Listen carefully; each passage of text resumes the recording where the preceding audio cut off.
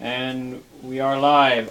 Sorry, Venerated Lycan. I think for some reason the audio might not have been coming out for some odd reason, but the video intro had no audio, but the mic should be reading. According to XSplit, we are definitely getting mic audio, even if we were not a second ago getting audio from the video intro for some reason. But, hello everyone. Welcome back to... which one is this? Storm, Earth, and Fire. Yeah. The World of Warcraft RPG campaign using my 5th edition rendition of the WoW RPG rules. I am William, and I am the Dungeon Master for this campaign. And joining me today, we have Holly. Hi, I'm Holly. I'm playing Shiana Flamecarver. She is an orc rogue assassin. I remembered all that without looking at my sheets. Nice. And Austin, whose character's name is Jang Atal, for those wondering, because he never says his character's name. Hi, I'm playing the troll in the party. The troll has Sneckfriend. The troll is a hunter. He does all of the survival, exploratory stuff. He is not the spokesman for the party. That is Sneckfriend's job. Your mic is just barely blocking out your face if you want to slide just to your right. Yeah, right about there. I can see you. I should probably just rearrange the cameras. I can scoot over also because I have all this you have all the room space. with all these not people. See? Here. Now I'm Garrick. We probably shouldn't have the mics. We've tried to not have the mics in shot, and it Yes, just but I doesn't work. completely rearranged how the mics were. I'll have to play with it later. Okay. And then Rudy. Hey, I'm Rudy. I'm playing Brick Earth Whisperer, Tauren Rune Master Knight. The Rune Knight. And then Zachary. Hey, I'm Zach, and I'm playing a Leaf Ironmender, the half-orc Tinker Priest. And Stan.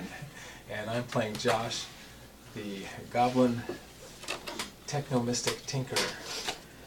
And we do not have John today. John, who plays Garrick, Cloudspeaker, the orc spirit champion. He's not available right now. He is dealing with the harshness of life with 2 kids and a night-based job. So, you know. But when last we left off, this group of adventurers had staged a daring raid into a Twilight's Hammer encampment, hoping to free prisoners that the Twilight's Hammer had taken Oh, jeez. from previous encounters, especially looking for Shiana's brother, one Merrick Steelarm, who supposedly was among those who had been captured. Infiltrating Twilight's Hammer's camp by ascending a cliff face and sneaking their way through using Twilight's Hammer disguises. The group managed to locate Merrick and trigger as much of a prison break as they could, freeing as many prisoners from cages as possible, and initiating a fight with one of the people in charge of the camp, an ogre mage who threatened the group. And we pick up immediately in the aftermath of that fight with the ogre mage having fallen. There were still a couple of cultists alive, but for the sake of brevity, they are dispatched quickly. But you now have the entire camp on high alert, and need to figure out how you're going to get out of here. If you intend to try and fight your way out, or what you intend to do. Aren't we helping people get out? Yes, there's also a break happening as people are running for the edge of the cliff where you would set up your methods of escape. Yes. Okay, child. As all of you are preparing for what you're going to do next, Garrick turns to the group and says, I will run interference. The rest of you do what you can to get civilians out. I will try and keep as many of them distracted as I can. Thought you were going to say, I'm going to leave. Alright, have really fun, NPC coma. really bad time. And so he will turn and sprint off in the direction of where most of the noise is coming from to run interference. Cool. Okay. And meanwhile, we just kind of get as many people out as possible. Just gonna get people down the cliff. So what do you intend to do? Just try and sprint for it? Do you want to try and... I'm gonna just back off slowly and let everybody else get down, or all the prisoners get out first, because they're probably not in very good shape. But I'm just gonna back away slowly and use flea bombs and hand grenades. How many of these Twilight stupid people are there? Like, I mean, a lot. We're in a camp lot of more than them. a lot. Rough estimate. Couple, maybe up to 100. So we're not fighting our way out of this. No. I mean, problem. you No. could theoretically. Because they're like first and second level critters, we could run over a bunch of them. Yeah, But I mean, I'm just gonna try to keep them away from. I have a the edge of the second cliff level until we're all spell. down. I have a second level spell and a fourth level spell. If you go down, I can't help you. So we're not fighting out. is my brother standing? Because I remember he was like, really I I managed to believe just you- barely spare a. I believe you got him on his feet at the end of the last Yeah. session. Yeah, because I managed to spare a healing word for him. Yeah. So he's So he's got a level of exhaustion Shaking. and like 5 hit points. he didn't die. He doesn't have any exhaustion. Getting up with exhaustion was Austin's house rule. All right. well, Shiana is going to put her arm around Merrick and try to get him out and hurt anyone that gets in her way. I mean, he will lean on you as, and use you for support as the two of you make your way towards the cliff face.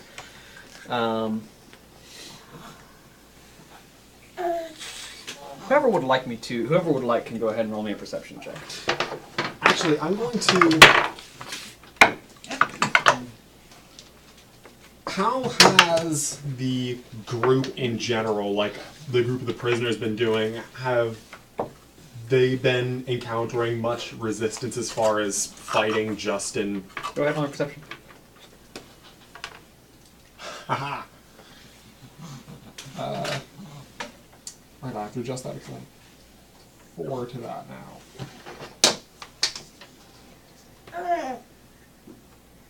Okay, 21. 21. All right. Anyone else? 21. 21. Oh, 23. 23. 19. 19. 20. 20. So first off, you who were looking specifically for how the prisoners are escaping, they're doing well enough. Just the fact that the response from the cultists is somewhat disorganized. So the prisoners that are moving in clumps and have managed to grab weapons are mostly able to overwhelm cultists coming to see what's going on and then keep moving, sort of picking up anyone who falls. But the other thing that all of you notice is that there's a significant commotion on the eastern side of the camp where something seems to have gotten the attention of a significant number of Twilight's Hammer cultists. Towards the east? Yeah. And we can't see what it is? Yeah, there's a lot of tents in the way, but you can hear shouts and what sounds like fighting and what sounds like magic going off to the east. Okay. Where is that on, like, where I am right now? You are heading. Isn't the cliff face, you said it was on the south? Let me really quick. Let me actually pull up my map on the computer so I can recall exactly what I'm looking at.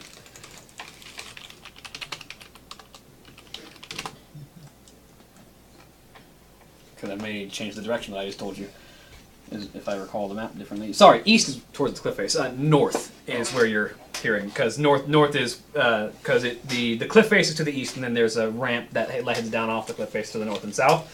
Somewhere north is where you're catching all that commotion. Well, I'll keep busy for a while. We gotta get out of here. Yeah, we have to take advantage of that distraction. No, she's her number Yeah, one you priority is getting her brother out right now.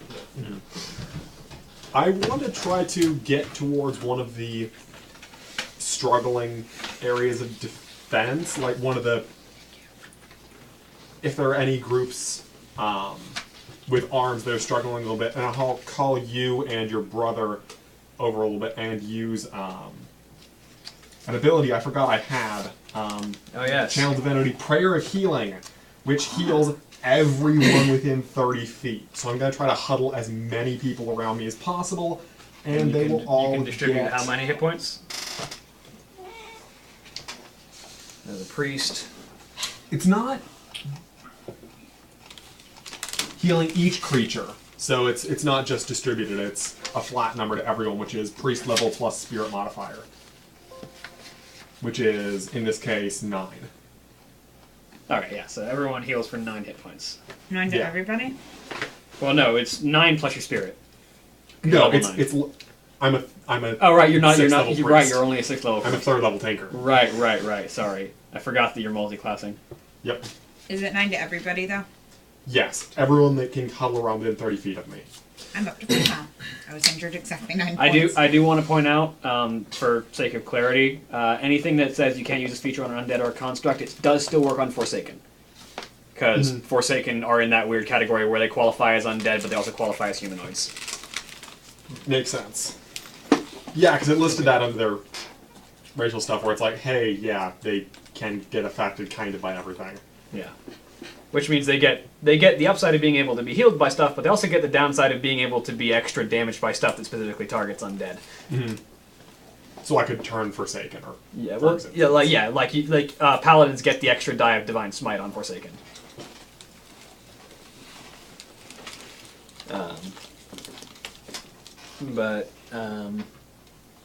Beyond that, so you guys get a little bit of extra healing as you keep moving.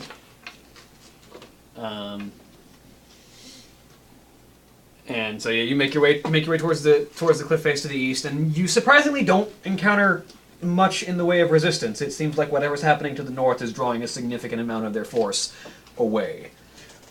What direction was the camp that we came from? Blood Gulch is northeast. Wonder if they have to do with that. If so, I'll be sure to thank someone when we get back.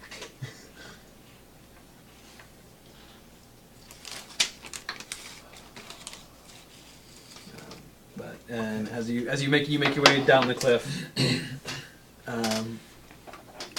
who's the last one down? I'll be the last one down. I'm probably the last one down because I was hanging back to take blows for people because that's my job. Yeah. I'm kind of helping you out with that because I haven't really been hit Also, yet. I have a climb speed, so Yeah. I can That's get down true, too. very easily. So it makes the most sense for me to be Yeah, you go last one. last person over. So, as you are the last person over, with the last of the prisoners down off the side, as you look around, you're noticing that commotion is beginning to die down, which is convenient for you to get out of the way as the commotion is beginning to die. All right. So the group of you manage to get down the cliff and start moving away. You take the rope with you, presumably, because you have a climb speed and you don't need the rope. So you take any evidence that you would climb down. Pretty much. And then you and a group of freed prisoners are running into the night away from the camp. I go ahead and take off the disguising Twilight's Hammer robes that I was wearing, throw them on the ground, and cast Smite on them. There's a burst of radiant energy that blasts into them and sort of rips through some of the cloth. I just don't like wearing all these clothes, man. So how many people did we rescue total? Estimate. By We got a few estimation, dozen, didn't we? Yeah, there were several dozen prisoners that you managed to free. Those managing to escape, you don't have you can't see enough of them to get a full head count, but you probably got over half of them out. So you don't know how many specifically might have died or not made it out and been captured again, but at the very least, you see what you think is the majority of the ones that you recognize. Mm-hmm. Okay. I'm going to start, as we move back towards the base, try to get a general idea of where most of the prisoners have come from, like whether some of these were innocent bystanders or if most of them were soldiers, or the general idea of who they were capturing and why. as you sort of gather around, just about everyone seems to have been here as a member of the Alliance or a member of the Horde. Everyone here was coming for military purposes. It definitely seems to have been people who were present in the valley, or in the Highlands rather. It's a Highlands, not a valley. People who were present in the Highlands who had been captured for one purpose or another.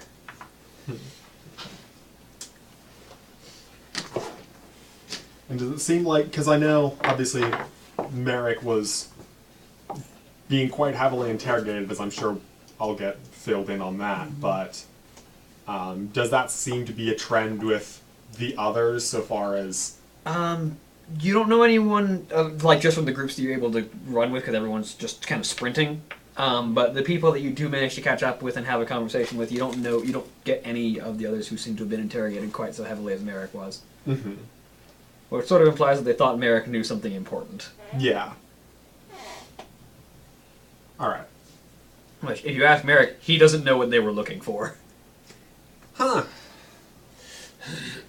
They seem to have thought that he knew the location of someone or something important that he did not have an answer for. And he certainly wasn't going to tell them anything, whether or not it was that he knew something or not, because the longer that they were questioning him, he can take it, and other people wouldn't be getting interrogated instead.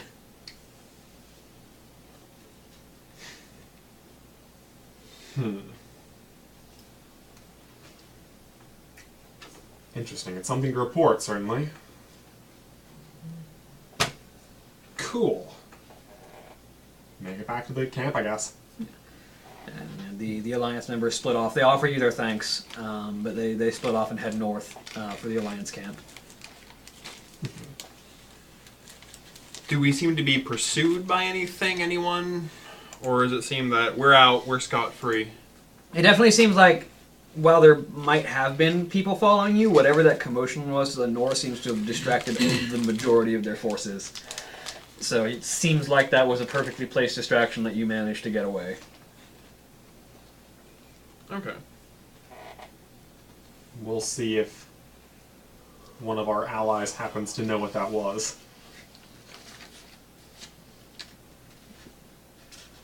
For now, we keep moving. You move on. You move on towards Blood Gulch. Yep. Go ahead and everybody go ahead and give me another perception check real quick. Throw it on the ground. One more time and you're going to get something from you. 25. 25, 12. Half of that. 17. 17, 19. 19. I know it's going on in front of 11. me. You are the only one who notices, apparently. As you're running, you notice that there's a bird of prey in the sky who has been sort of continuously circling above and following the route of the prisoners who are escaping from the camp, and just sort of been keeping an eye on the situation. Does that happen to be a familiar bird? I mean, it's in the sky and it's dark, so you can't tell, but Is it big? it's definitely a bird of prey. It is a large bird. Oh. I'll keep an eye out on it and make sure it doesn't head back or... Yeah, make sure... It's following you. Okay, It's definitely following you towards Blood Gulch. Cool. I'll keep an eye on it and make sure it is a friendly bird.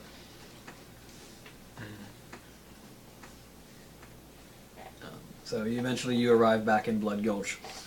And, true to your suspicions, the bird begins to swoop down and come in for a landing. As the group of you arrive back, the bird lands, and again you are greeted to the sight of this sort of swirling green energy as this large bird extends arms into limbs and and talons into feet, as this troll woman once again is left standing in the place where this bird used to be.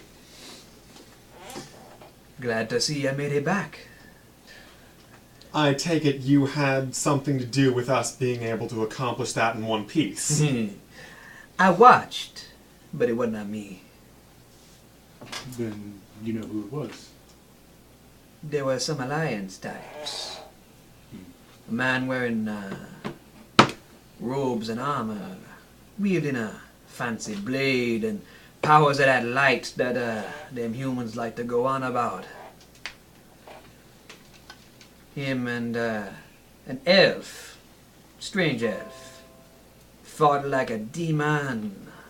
Spinning blades. Flashing movement. Strange magic. Description. Ring any bells for me? You can roll me religion. With 5? Doesn't ring a bell.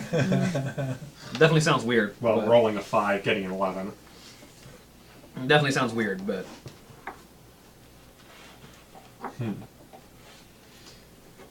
Well, it was certainly convenient, and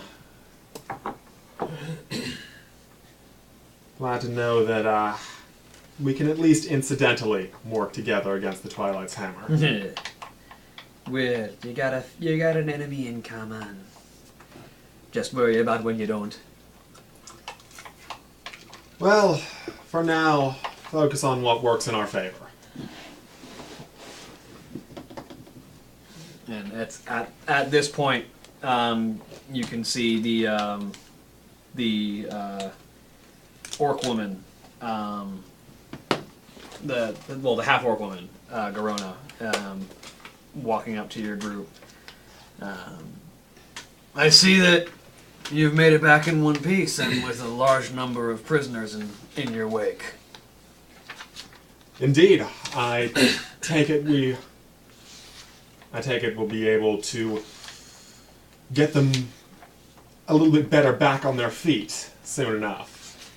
The healing I did was a bit of a stopgap solution. They're certainly quite weary from the experiences they've gone through. Hopefully, though, we can get some information out of this at the very least. And there's another voice that sort of pierces the night as a female orc approaches the one that you'd seen before with the long, like flowing red braids and the heavy armor. Lieutenant Steelarm! And Merrick immediately sort of looks up, and you see the some of that weariness kind of fade away as you see a smile across his face. Captain Traga, he says as he sort of steps off, lets go of you for a second, and steps forward to meet the other orc halfway. They sort of exchange a clasp of arms, and the female orc puts an arm on his shoulder. It's good to see you made it back in one piece, Lieutenant. Mostly thanks to my sister and her companions. And she sort of gives him a nod and looks back at the group of you. Thank you for bringing back my best man. There's a wedding?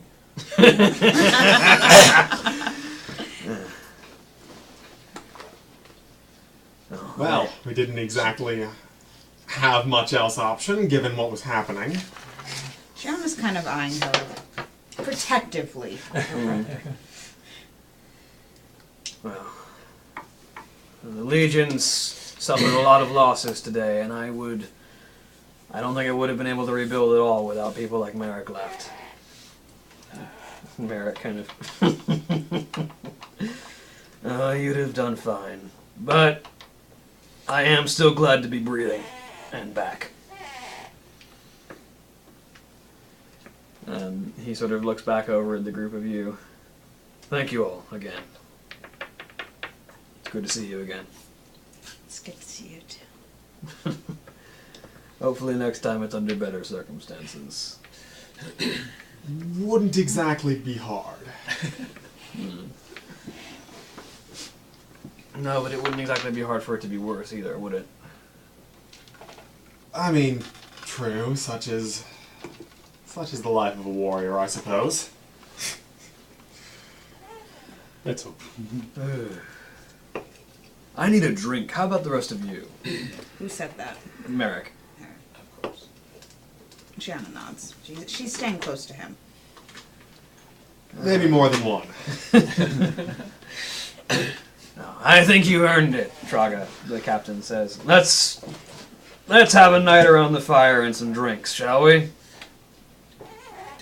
Sounds wonderful.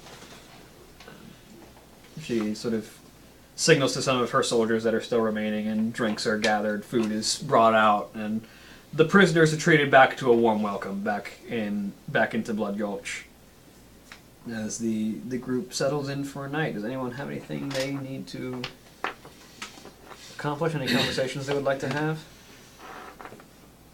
Shauna's probably going to talk with her brother some. She's going to ask about the female orc. And you catch him in the middle of conversation with some of the other soldiers as he's still got the metal plating across his right arm, but he's sort of in his left hand. He's put the gladius away, and he's just got a mug of drink in his left hand as he has conversation as you approach. And there's my sister. It's good to see you. It's good to see you too. Come to have a conversation and catch up with your brother? Yes. Well, sit. I'm sure there's plenty of questions for both of us. She'll have a seat. And kind of sits down, takes a drink. So what have you been up to? Well, my group and I started a guild. We're the Soaring Fangs. Nice. Or is it Fangs or Fang? Fang. It's singular. Fang, sorry. I keep wanting to add an S. We We're the only Soaring started it Fang. last week. Yeah. Last week, meaning like 3 weeks. It's Game new. time. Yes. Or was it 2 weeks ago? It's been a couple of Like weeks. a couple weeks. Yeah, it's been like we've 2 had or 3. traveling. Yeah. Yeah. We've been traveling. You've been traveling a bit. It's been probably 3 weeks. Starting up your own group. Old. Is this your first set of missions, I take it, then? Yes. Well, you certainly started off strong. Going after Twilight's hammer. I knew you were up here, I just didn't realize how close to the mission you would be. Well, this is where a lot of the front lines are, and Captain Traga likes to bring us where the action is.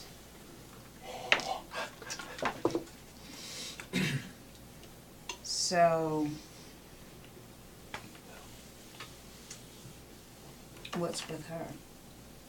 She's my commanding officer. How much does she command it? I'm not there. And then Josh died. Josh wasn't there, so Josh didn't die. Claws through Josh. Roast him over the fire. It's such a tiny morsel. You just feel a slight ping in the back of your mind. I want to stab a goblin. Deal with him later. You two seem friendly, is what I mean. What, you're asking if I'm involved with the captain? Yes. To put it straightforward, yes. I mean, it wouldn't be proper, but it's not unheard of. But no, I don't think she's quite noticed me like that. Okay. Just wondering. I'll let you know if anything comes of that.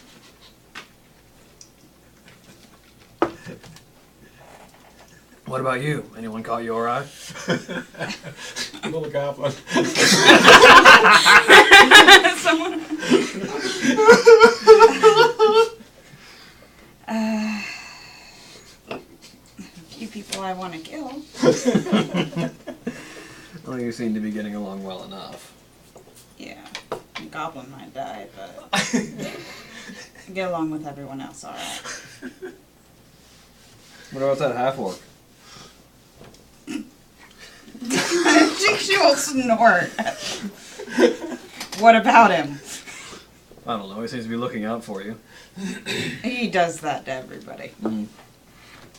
It's true. There is nothing there. I think you deny really quickly. About a year ago, I wanted to kill him. And you made so much progress in a year. Yes, I don't want to kill him anymore. That's where we stand, though. It's been a while since I've been able to just sit down and laugh.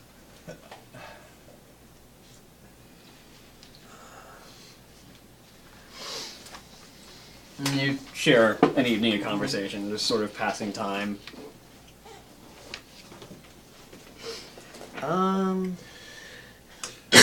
I checked this area before, right? There is a shocking lack of animals and wildlife. There's a shocking amount of wildlife around this Twilight Hammer area. You said it's mostly the stuff that they brought with them, and then there's some, wasteland type rodents and Yeah. lizards. Yeah. Okay. What sort of animals do they have with them at the camp? What sort of domesticated animals are there?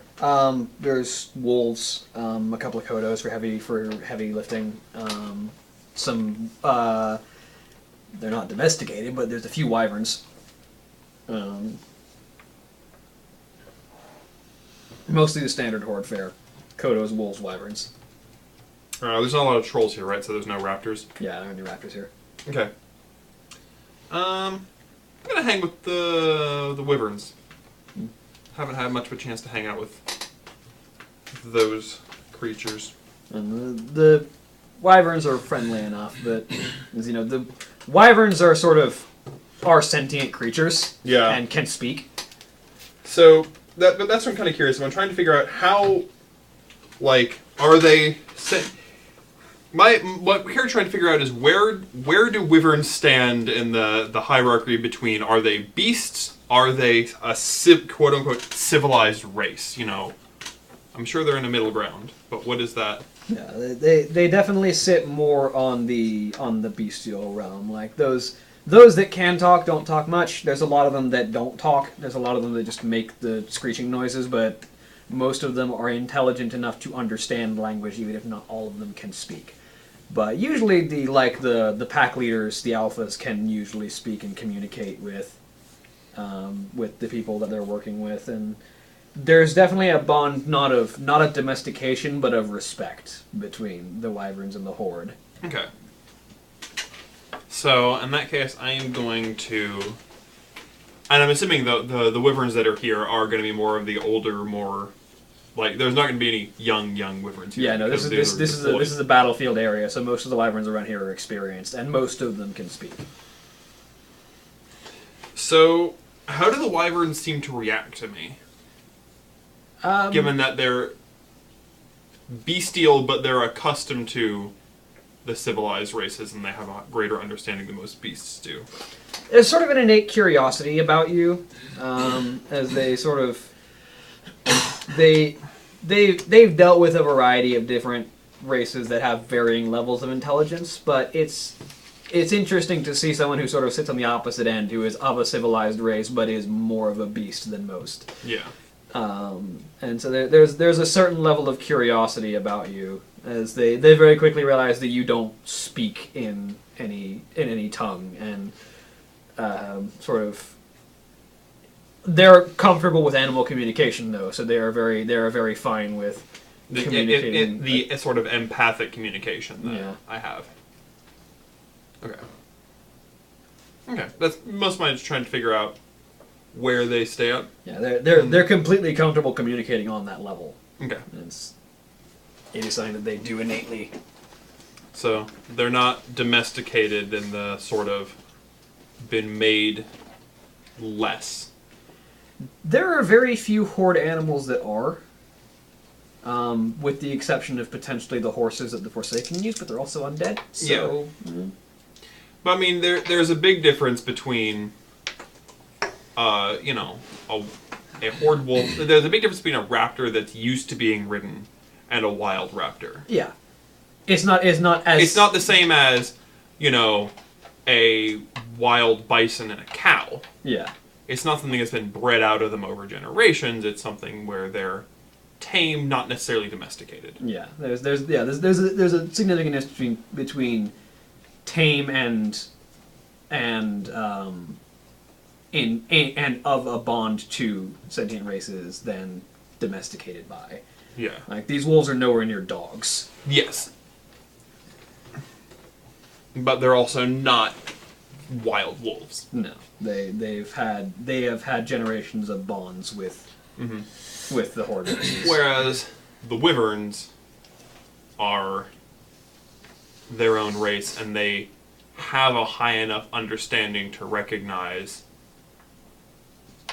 you know, it's not like a wolf where, okay, the wolf has come to identify the orcs as part of its pack. They recognize that that orcs and trolls are a separate creature. And just recognize them as recognize allies. them as allies, yeah. Yeah. And are willing to bear them on their backs to fly and fight. Alright. See ya. A lot of communication there. Anyone have any other conversations they need to have? I'm just going to go off on, about a year ago I picked up this magic book and a potion, and I used the scroll so it's gone, but I'm trying to, I'm going to actually take a look at it now that I'm not building something, and see what it is. The book you got from where? It was when we got shot down with Oh right, you got it off of the elf mage. that place, yeah. It's a spellbook. Yeah, so it's just a empty, it doesn't have anything in it? Or Yeah, it has a few things in it. is there anything that I can figure out, or? You don't quite work magic the same way a wizard does. Right, yeah, So you don't exactly. learn the That's what I same way. thought. Okay, so it's just a book. But you could theoretically take it for the theories. Like you could potentially better understand magic through it, but you probably wouldn't be able to learn any of the spells that are in Okay. it. Yeah, I was going to sell it anyway. It was the original idea of picking it up, but... Yeah, you can definitely sell it. Like a spellbook has value, especially Yeah. to mages who don't know the spells that are within them. Yeah. Okay. But there's no way for me to figure out the potion at this point either, because I don't have anybody that's gonna... Unless it's... Is this on label or whatever? The potion, yeah, it hasn't I been. just have to figure out. Okay. I'll do that eventually. Yeah. There's not a, hey looter, this is a whatever potion. Yeah, right. I don't have... Well, yeah. Whoever killed me and looted my nobody corpse. else about right now. Yeah. Oh, why don't you just conveniently label all of your loot in function and gold piece value for people who kill you? It would be the nice thing to do.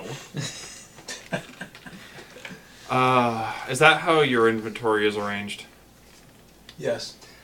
I mean, it probably is well labeled simply for the fact of, you know, not accidentally killing myself with... Well, actually, I wouldn't really have dangerous technological things.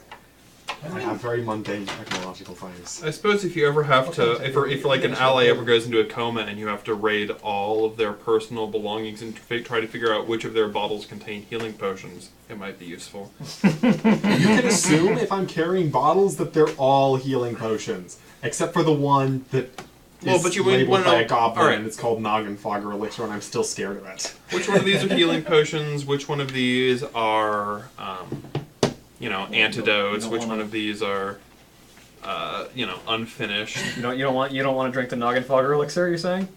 I'm still scared of it. I've had it for a year and I'm still scared of it. Saving it for a special occasion. Like, Not- we're all gonna die so I may as well try it. I'm saving it for a moment that needs a particular goblin input. So you're gonna give it to Josh and be like, here, you try this, I don't know what's going on. No. If ever Josh is incapacitated, but for some reason we need him, I will regrettably take up the mantle and chug the potion and see what horrible things become to me. Alright. Oh no. But, so you all get a long rest in.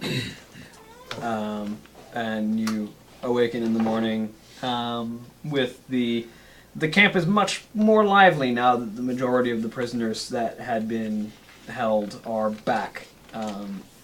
There is a significantly larger number of people active in Blood Gulch now. Most of them are still recovering, but they are definitely people moving about, and there's a lot of people with bandages that are sort of walking around. As you awaken in the morning,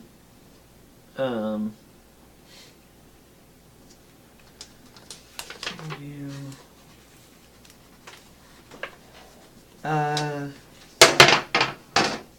Leaf. As you're maneuvering around the camp in the morning, you are approached by that troll, the troll druid. Do I remember her name? I don't think anyone ever got her name. I thought we did. Oh no, yeah, she was the Corona called her Zura. Was the name that you had picked up from conversations. Ah, Zura. Good morning. Hello, man. I got a couple of questions for you. I'll be happy to answer. The troll in your party, where you pick him up at? He just kind of wandered in. That's really his way of doing things. He defies explanations in many ways. Mostly because he just refuses to explain things. That'd be an interesting way of putting it. Honestly, despite knowing a pretty good idea of how he acts and how he will act, there's very little I know about him, and honestly, probably very little that could be known. I remember his name, for all that it's used, is Jangatal. It used to be Galfon, I think? I forget, but if that means anything, That'd not be a kind name. It's a good thing it's changed. I can't imagine he much cared, but I suppose it is good that he's at least... Galfon be a name for an outcast, a wanderer, someone not welcome. A pariah, as the humans call him. Yeah, I'm not exactly sure what society he came from, or... Oh, 'Cause, he not be from a society. He's never talked, and I don't know if that is some abnormality, or if... That make an amount of sense. That one got to look at one raised by raptors.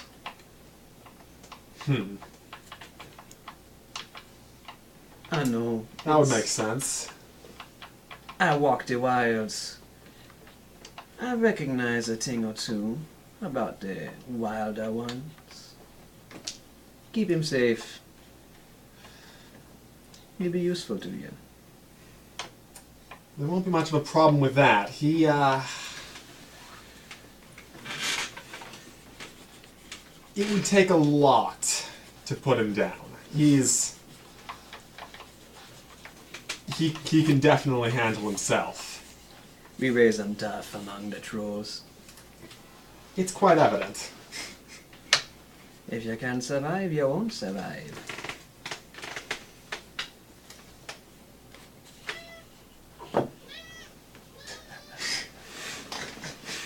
Hello, He's a cat. She wants to play. Just to play. Okay, here. You be the snake. We will conquer the cat. You find a cat. I was just curious about where he came from. He certainly is a curious individual. I think you would know that he was in the Ogrimmar orphanage. Probably. Oh. Well, It was never when really we were in mentioned, town- and whenever you stayed there, you just kind of slipped off from the party. Yeah, but like we also were gathered before the rites.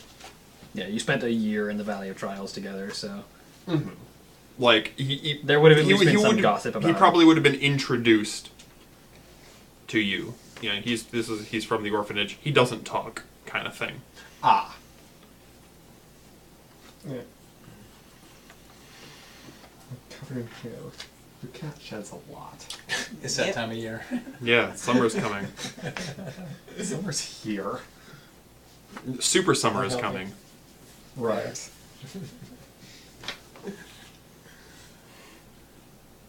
Anyway, But that'd be all. That'd be all that I had to ask. Keep an eye on him. Keep him safe. It'll keep you safe. But of course. Now, if you don't mind, I believe I wish to attend to some of those more gravely injured in our little escapade yesterday. Well, I best be get back to wandering, as they say. And sort of looks around at the sky for a second. Yes, I be needed elsewhere. And immediately in front of your face turns into a bird and begins to fly off. I mean, if you can, absolutely. That is a neat trick. I'll go ahead and make my way towards. See how the people are recovering. See if there's any need of a healer. I'm sure there is. Oh, absolutely. Like, not even just magical kind, just someone who's got skill in medicine. Hey, I'm both. Yeah. And so you spend a lot of the morning sort of helping patch people up.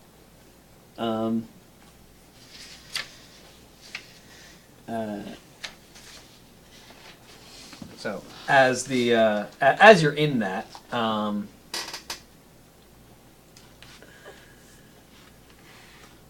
What does that sound? Rick, Sound like bubbles Yes. popping. what are you up to in the morning? Just usual thing, and I'm probably gonna go help out the prisoners we helped. too. Okay, I'm crazy. Yeah, I hear you too. Mm-hmm. Yeah, I'll be helping the. I'll just be helping out with the prisoners. I hear it too, yes.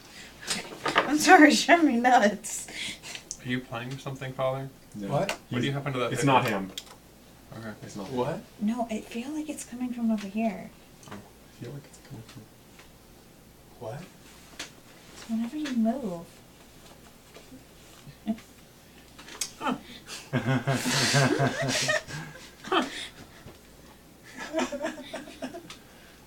Yep, that's it. Okay, sorry, it's driving me insane. Okay. Sorry. So as you're helping out with the prisoners, you are approached by Garona, who sort of looks you up and down. So, you've definitely come in and done us a service, but I'm curious why your group is here. So who's this? It's Garona, the half orc, someone who seems to be more or less in charge around here. Alright. We recently started our own guild, and we're just trying to make a name for ourselves. It's honestly as simple as that. Mm-hmm. And do you have any particular objectives up here, or?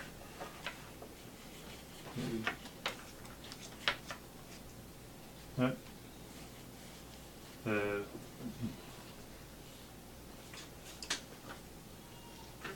I mean, he said he's the Sheep. Or sheep, sorry, sheep. Yeah. Well, we are. What's the place we're trying to get to again? You were looking. So the two objectives that you knew there were paying for was just for general combat in Twilight's Hammer. Major bounty if you can find the champion, the Deathwing's champion, that sort of the Black Knight, and then also the Dragon Maw clan are a clan of orcs that need to be brought back into the Horde, and any help that can be given with that would be appreciated. No, but what is the place? Where is the place we're specifically trying to get to? The We're kind of here. We're kinda here. Sort of You're in the Twilight Highlands We're, right yeah, now. we're in that area. Yeah. Yeah. But the All of our dragon- objectives are in the Twilight Highlands. yeah, okay. It's been a while. Yeah. Been 3 weeks? Yeah, there's been 2 or 3 weeks. Yeah. 3 weeks since the last session and another week since we actually made decisions. I'll tell her about the. I'll pretty much just tell her about the where we picked up some jobs for the bounty and the what was the first one? Just the general bounty for hunting Twilight's Hammer, or Yeah. And we help out when we can, whenever we see anyone in need. well, you've certainly done an amount of work against the Twilight's Hammer thus far. So, but I mean, if you're looking for more work, there's a few tasks that could certainly use some more experienced hands. We would be happy to help. Well, What do you need? well, part of the reason that I am here is trying to get the Dragon Maw in line with the rest of the Horde. The Dragon Maw have been sort of isolated for a long time. They've been separated from the Horde ever since we took off to the shores of Kalimdor. And that's the one. That's the one we. I see. And part of my duty here is helping the Horde bring them back into the fold. Interesting choice, considering I'm not typically, strictly speaking, a member of the Horde, but I work with them and for them occasionally. But at the moment, there's a warlord by the name of Zayla, who is in charge of the faction of Dragon Maw that are willing to speak with us. But she's not in charge of the Dragon Maw at the moment, which is sort of the primary problem.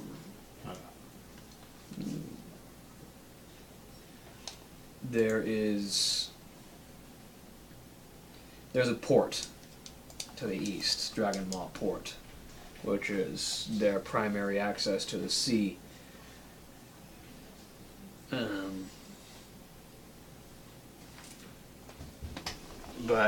And it's not friendly to the Horde right now, under the command of the current chieftain of the Dragon Maw clan, one Overlord Morgor.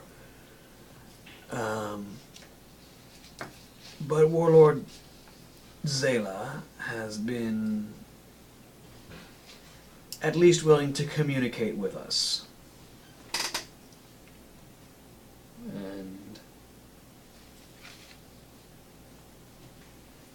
I think she might be our best bet for,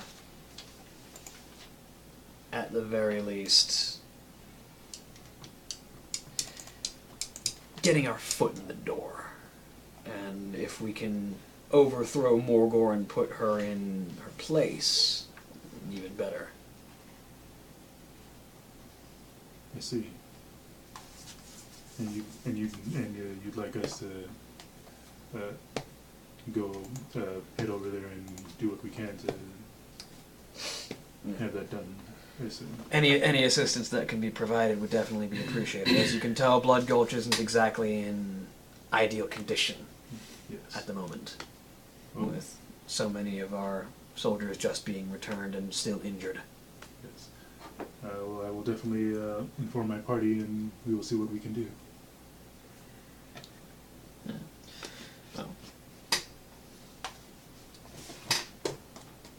We're supposed to be getting a Horde war fleet coming in from the skies soon to begin the assault proper. And if we could have Dragon Maw Port on our side before that happens, it'd be nice to have a safe place to land. Do you know how long that it is before then? That depends on the patience of the current war chief of the Horde.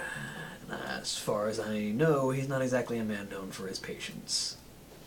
Last time you know. Yes. Very well. Once I get the opportunity, I will make sure to.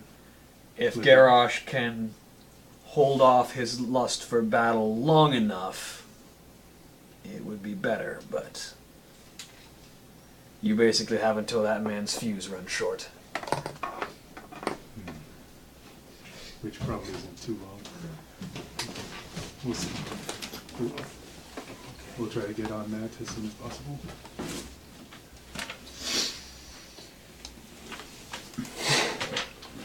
I appreciate any help you can offer. And of course, aiding the Horde gives you access to rewards from the Horde's treasury. Ooh. Very well. There's the sales pitch for the goblin.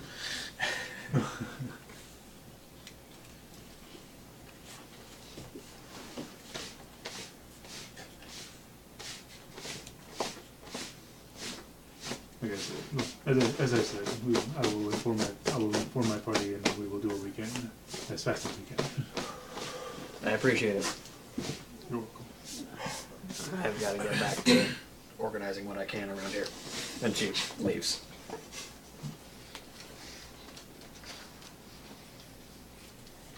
I will continue with the helping of the prisoners for a while until we would get back together. Yep. So whenever you guys gather. So Okay. I have some information on the Dragon Ball. And what was the person's name that I just talked to? Garona.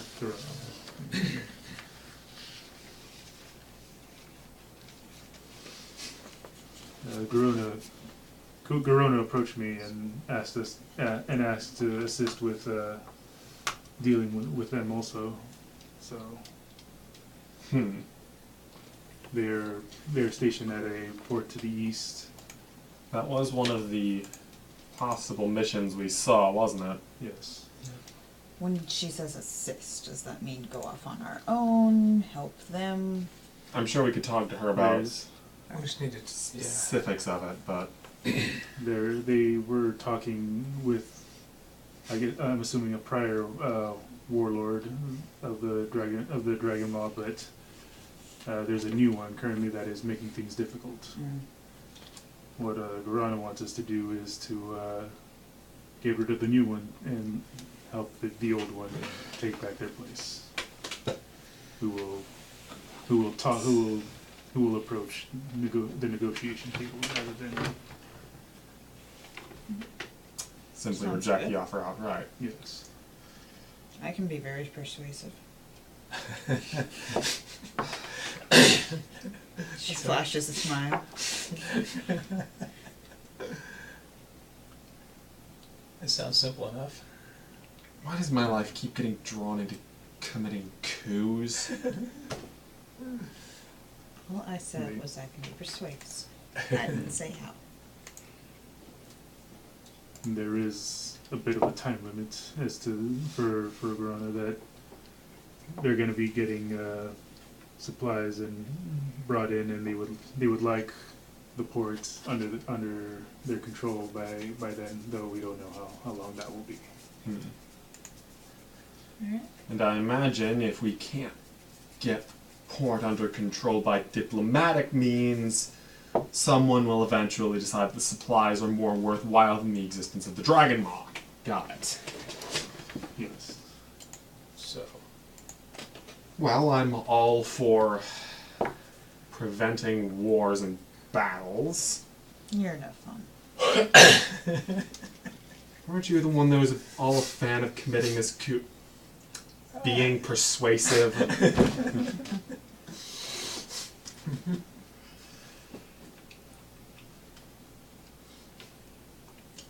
let's be persuasive. You're worrying me. Now you know how she feels. You do know there's at least a couple of Dragon Maw orcs that are here in Blood Gulch. Mm-hmm. that you saw. Like you saw a couple of them when you first came into the Right. camp that first night. Mm-hmm. They're the ones that have sort of like the dark, sort of like ash gray skin. Do we want to take them with us, or just get a foot in the door? Well, or first not we really? should probably talk with Garona about more details regarding how we are intended to approach this. I think it sounds simple. Well, if Just this go talk is to 'em what and the see what group happens. wants to do, let's... Well, Just go talk to them and see if I they agree want with to. you. I think we should get more details. Yes. We'll see what this involves. Yes, perhaps maybe even the location of this of Zala, the previous warlord. Who knows, maybe we can solve this with a type of diplomacy that doesn't involve stabbing for the first time, Shucky dark. ever. Or explosives. No grenade diplomacy either. I feel the chances are low, but it's worth trying. I'm up for trying something new. I'll try it. I'm all for trying something new. I guess we'll go ahead and go to, Garona, because she seems to be the one that knows about this. Find out if she knows the whereabouts of all these different individuals. Yeah, so you find Garona while she's in the middle of organizing supplies. She's sort of over a table with various different sheets of paper and a quill that seems to sort of, she's got a violet ink that she's writing down as you approach. Hail. Hail, I believe there was something you requested our assistance in, something about All right. potentially stopping conflict and horrors? Oh yes. The Horde War Fleet, I'm sure your companion has told you, will eventually be on its way here, and we'd like to have Dragon Maw port for a beachhead. If they're not on our side, we'll have to blast our way through. That would be less than desirable for multiple reasons. Yes, and having the Dragon Maw on our side versus against us would make our landing easier and also result in less casualties. Right. Unfortunately, the Dragon Maw are currently led by a lovely orc who likes to call himself War Chief Morgor. And how did he come to power? Morgor. Did he just kind of take over? Well, supposedly he arrived from Outland after the war with Illidan went south for the Illidari. Apparently he was one of the orcs. I hesitate to still call him an orc after what he's transformed himself into, but one of them who was working with the Illidari in Outland, and formerly a Dragon Maw, seems to have come back to claim the leadership of the Azerothian Dragon Maw after the Illidari Dragon Maw were decimated. Transformed himself. Yeah. Something tells me this wasn't a question. pleasant process. You ever seen a fell orc before? I imagine I probably haven't. Roll me religion. Have I? Probably not, but you can roll me religion. I'm rolling terrible. So no. Well, I 15. You can't haven't seen one before. say I right? have. They're well, any of you who know anything about orcish history know how our species came to be on Azeroth as a result of demonic meddling and a pact, the reason most of our skins are green. Morgor's what happens when you get a double dose. He's more demon than orc at this point. Suddenly I'm slightly less dismissive of this stabbing diplomacy. But, Let's do that. Step.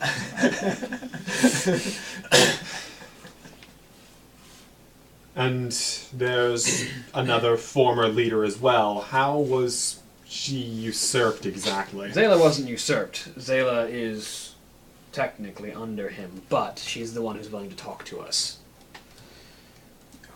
She's a warlord, technically in service to the war chief of the Dragon Maw clan, but she's a more promising prospect than Morgor. Less demonic taint. I am quite a proponent of not working with fell energy directly or indirectly. How many people are in this clan? The Dragon Maw? Mhm. Hard to keep count. They aren't exactly talking to us to get an account. Just curious. If they still hold Grim Batol, they could have any number of soldiers hidden away. Okay.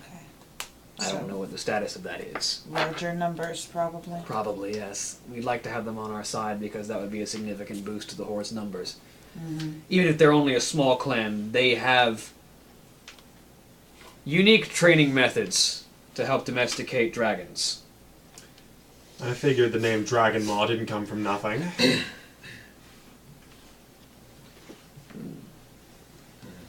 In the Second War, they were the source of the Horde's dragons in the warfront.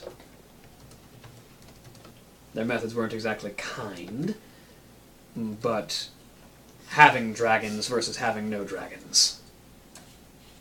I can see the benefits. Well,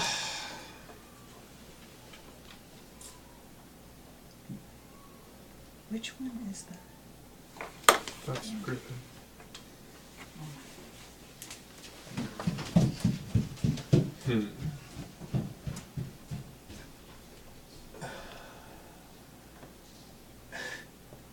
Oh no.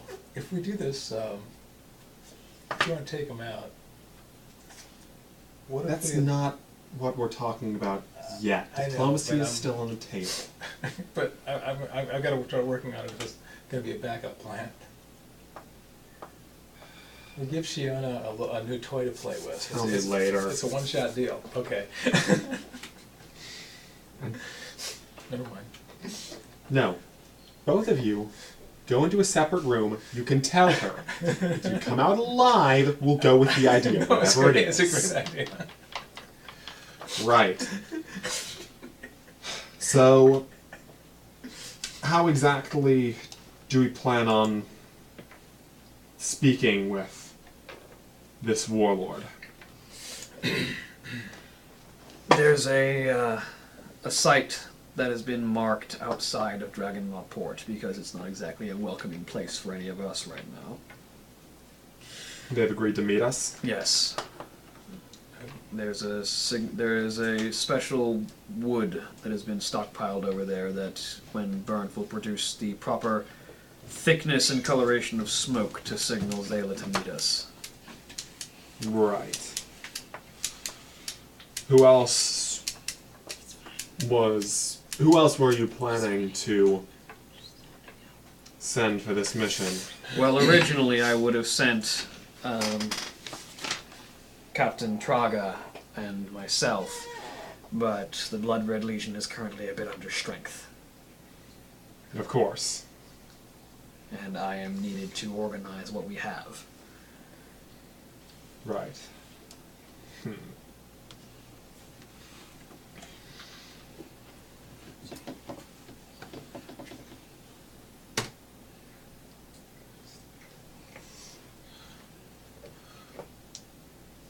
Well, if everyone else is on board, it would be appreciated if we could perhaps take along, or at least ask some questions of some of the Dragon Maw here. Perhaps get a better idea of what we may be dealing with, the history of them.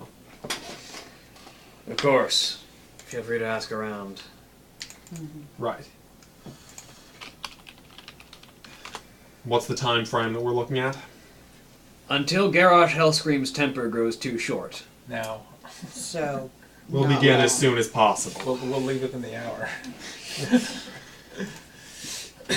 All right. I'd recommend talking to Griff or Narcrawl. Griffin or Crawl. Okay. Griff or Narcrawl, 2 different orcs. Yeah, but we can go with both of them. Alright, where can we find them? Narcrawl you will find near the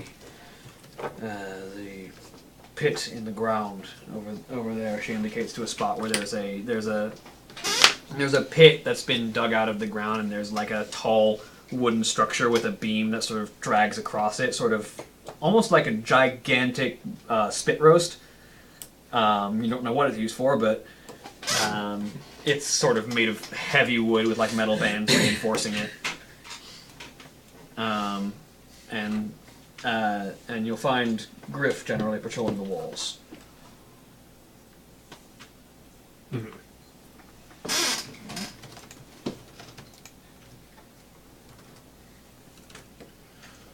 Then you may consider it done. Loktarogar, good fortune. Loktarogar. We'll go ahead and... I guess since the pit's right next to us, we'll go ahead and try to find Narcrawl. Alright. Shiana was going to suggest if you want to break up into 2 groups, half of us could go speak with one, Sure. the other half with the other. I want to go with Shiana. Alright. So who's going where? You just like this gesture. The troll generally follows Shiana. Unless there's some reason otherwise. I'll go ahead and stick with the Please goblin. stick with him, please. I will... Don't. We don't need you to go into stabbing mode during diplomacy. So, you'll go ahead and go with... He'd be the one to do it. Alright, so how's the group splitting up? Okay, those 2 and these 3. Wait, no, those He 3 said- and these 2. Okay, fine. Cool, and we'll go talk with Narcrawl. Alright, so the 2 of you are going for Narcrawl. Which one's Narcrawl? Yeah, He's the one in the pit, and then Griff is the one on the walls. Okay. Alright, so starting with you 2. Because you're there, you're closer already. Narcrawl's not hard Shorter to legs. Narcrawl's not hard to spot. There is at the center of the pit, holding a massive golden. Well, not really. It's more like it's a series of chain that he's sort of holding lengthwise across his hands. It's sort of this golden chain in his hands as he holds it up, and there's this sort of stream of energy that sort of leeches off of it. Is this black rock orc, that sort of ashy, sort of gray skin and the yellow eyes, with sort of this purple beard that's very long and tied into a pair of braids, and a sort of purplish mohawk that's sort of slicked back across the top of his head. Wearing this sort of heavier metal armor with sort of like draconic styled bone engravings on the shoulders. Sort of look like drake skulls on the shoulder plates, with this large greatsword on his back.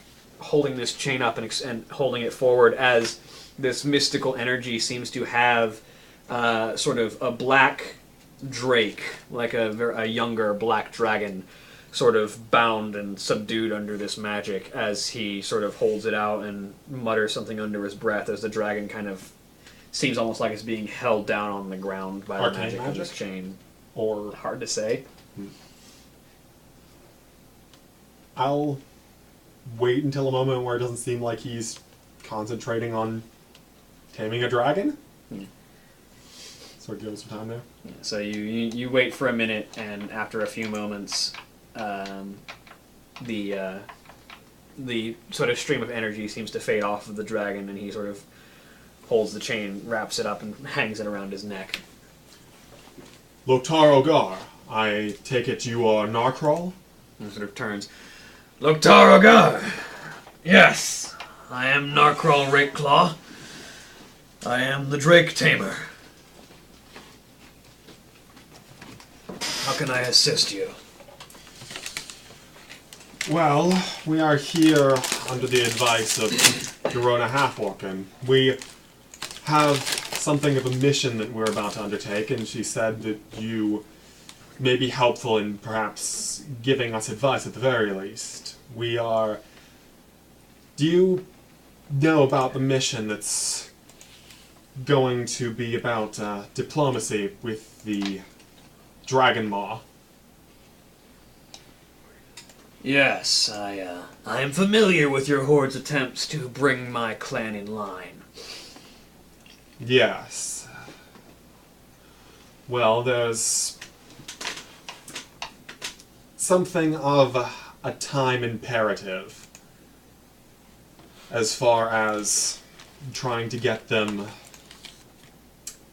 more aligned. At the very least, get them to allow a supply ship to land on their beachhead. And we were wondering if there's anything you could tell us, perhaps about the political climate, or specifically about Warlord Zayla, since she will likely be the one that we'll be speaking to. Zayla's a proud orc, and certainly a vocal proponent speaking out against Warlord Morgor, or Warchief Morgor. I'm surprised she hasn't already been killed, considering Morgor doesn't exactly have much patience. But I suppose that speaks to her strength. Right, and we're dealing with one of those situations, it would seem. But if you're asking if you can trust her, I would trust her a lot farther than I would trust Morgor, which is to say, as far as I can throw him, which he's large, couldn't throw him that far. Yes, the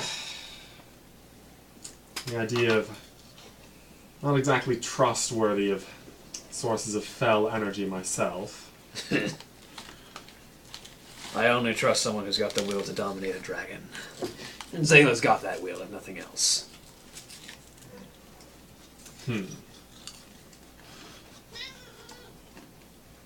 What do the rest of the Dragon Maw think of Morgor? Morgor rules with strength and fear. So you're unlikely to see many who would be sorry to see him gone. But there are also not too many at the moment who will openly oppose him. The demon power makes him strong and ruthless. He will kill in a lingering and brutal fashion to make sure that no one is willing to oppose him. Ruling as a tyrant, then. As previous war chiefs of the old horde have done. Can't say I'm particularly surprised, then.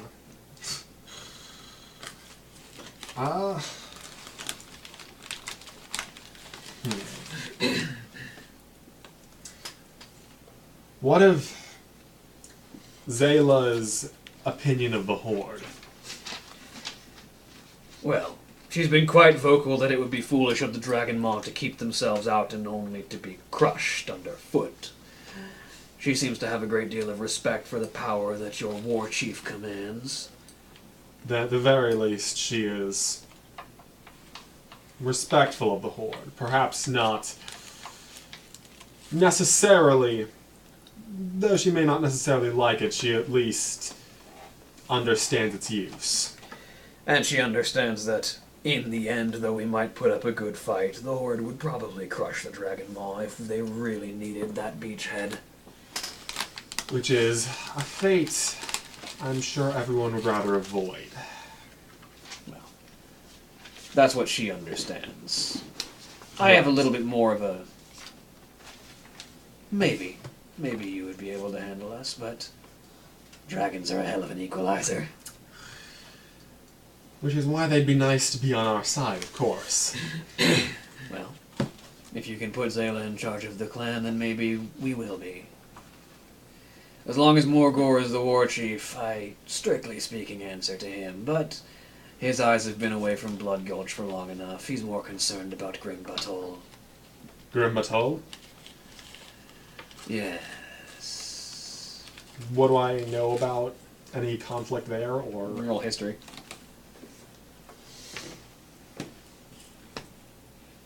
Ooh, 24. That was a good roll. That was 25. 25? Both of you would know that Grim Butthole is formerly a dwarven fortress. that was taken over by the Horde in the Second War and was used as the Dragon Maw clan's base of operations. It was where they broke dragons and trained them to fight for the Horde, and it was the Dragon Maw clan's fortress for a long period of time. And now the dwarves want it back. You don't know about what's happening now, but you do know that it used to be the home of the Dragon Maw. Grim Batal, I'm guessing perhaps attacks by the dwarves? Or The dwarves wouldn't be able to take that place back if they tried. No. No. It seems, Deathwing wants it. That makes sense. Okay. right. The Black Dragon Flight has set up Right. roost in Grim Batal and ousted the Dragon Maw. Right, because he's flying around ruining people's lives again.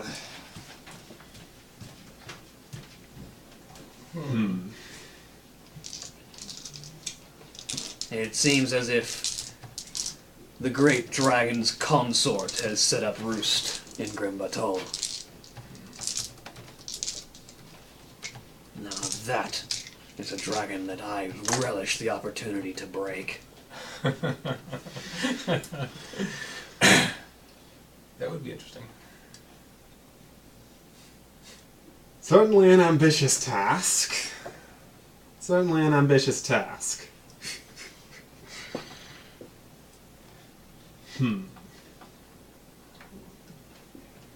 Well, that's certainly something we can use as perhaps a negotiating matter. Interesting. Anyway, if there is nothing else you could perhaps inform us of, anything particularly pressing?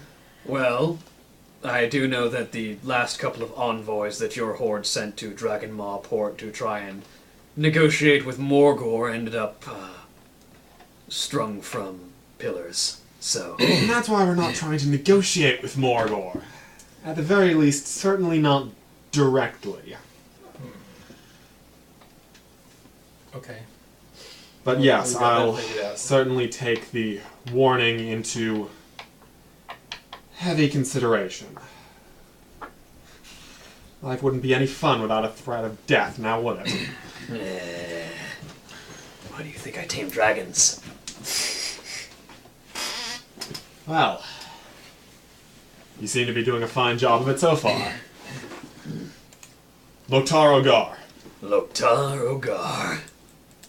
Will move on to meet up with the rest of the group, who is So- currently... Yes. So Austin's done for the night. is he? Okay. Yeah. He's not going to say much anyway. I mean, yeah. Yeah. And you meet up with Griff. Yeah. He's So you my bodyguard. Yes.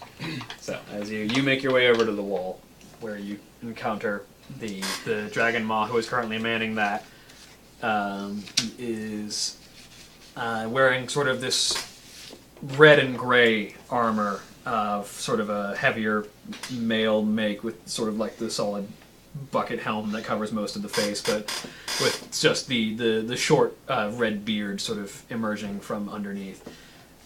He sort of looks over his shoulder at your eye. What? You're What talking. was that? What was the note? Something you'll like. From Ka. What did he say?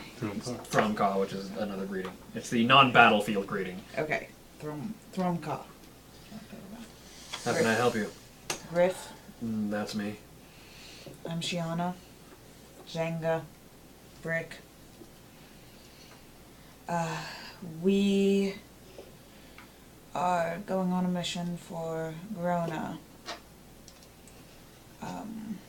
To try to negotiate with your clan. Finally got someone to try and go and speak to Zayla, huh?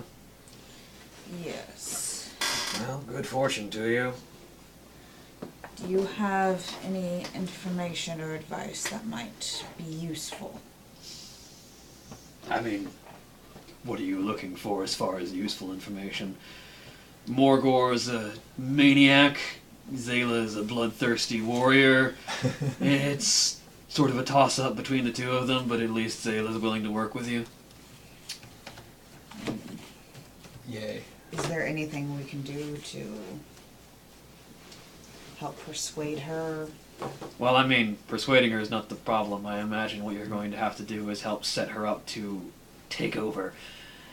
Which, you know, means helping her build a power base, get enough backing that when she challenges Morgor to a duel and tries to bury her axe in his face, then not only will she be able to come out on top, but also the clan will follow her afterwards. So, you know.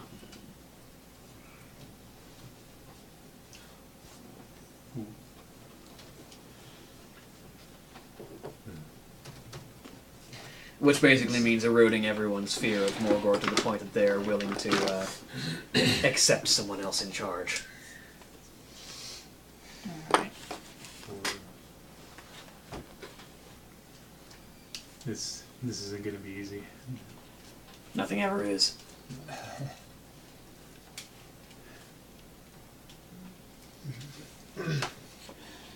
I would. Is there any more information about the clan that we might need to know while approaching? I mean, Will they keep try your to eyes kill on us? keep your eyes on the skies, because Morgor's in charge and we have dragons. That's good to know.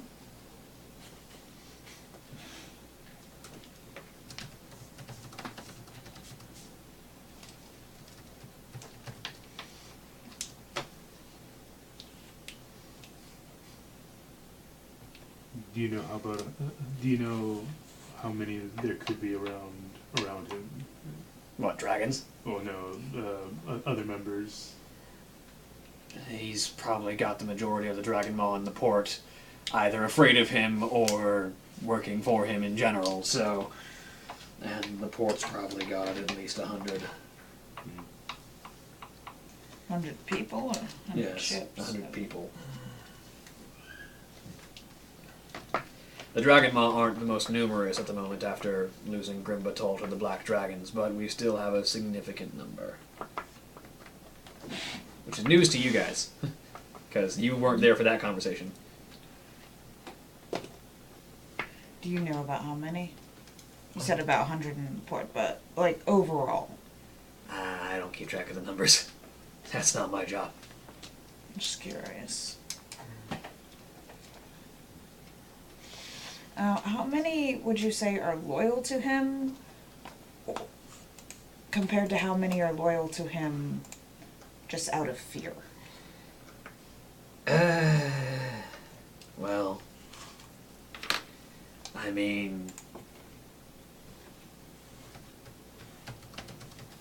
that's a hard thing to gauge considering, you know, loyal and fear kind of go hand in hand with people like him. I couldn't tell you. But Zayla's got a notable following, if nothing else. Okay.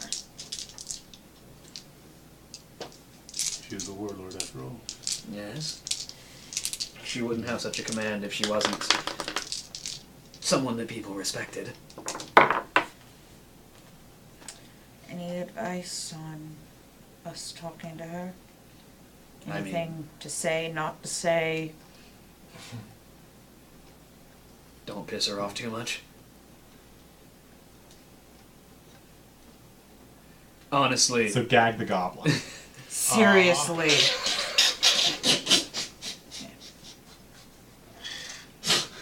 I don't do it that often. That's the problem. That often. Oh. How do you piss her off? show weakness. Generally, Whoopee cushion. disrespect her or the Dragon Maw, or... I mean, how do you piss off any orc warrior who is proud of their heritage and their clan and their people's strength? And it's not hard. Alright.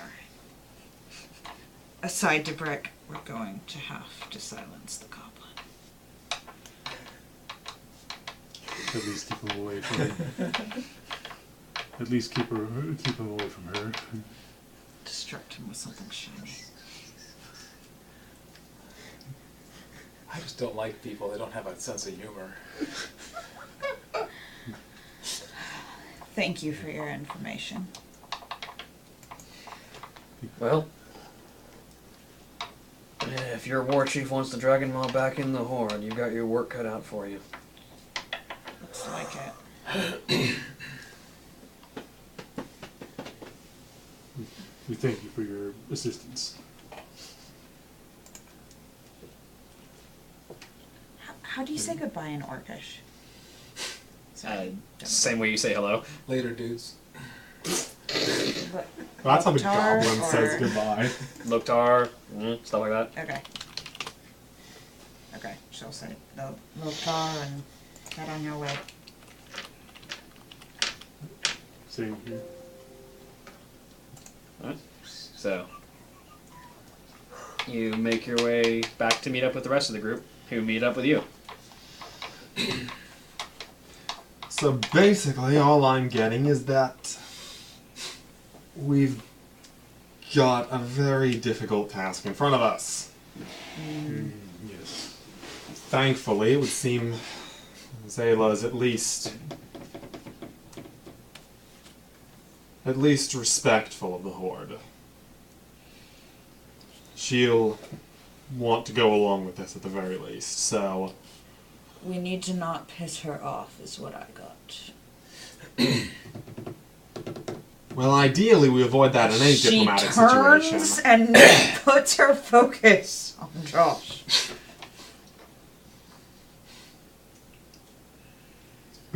Don't worry, I don't think it'll be a problem. Remember, if you upset her, it won't be funny because you'll be dead.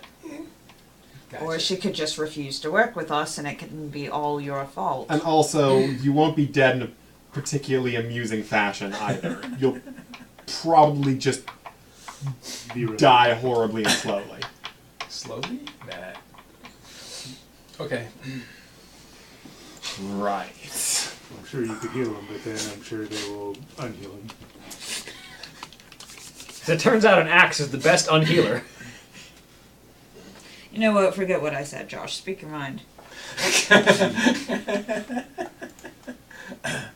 In case we have to go to Plan B. I'm pretty sure there's going to be a number of plans for every letter of the alphabet. Yes. I did hear something about Grim Batol, their homeland of sorts. That Deathwing has moved in, and Morgor has been somewhat occupied with trying to get it back. At the very worst, if we have to, we can use that as something of a bargaining chip. Offer to help with that if she wouldn't go along with the plan otherwise. I have reason to believe we're going to I be am doing to that fight eventually anyway. Deathwing, but That's why we word it very carefully and very diplomatically to try to hopefully procrastinate on that need to do it until gonna maybe leave the that. war is slightly less prevalent. I was told to keep our eyes on the skies. They have dragons. Yeah. Right. We'll definitely have to make sure that we clear the general area, make sure that Morgor isn't listening in, just in case our discussion gets a little bit treasonous, as one might say. Which I'm sure it will. Yes. He does sound like one that's not going to be playing nice no matter what. Yes.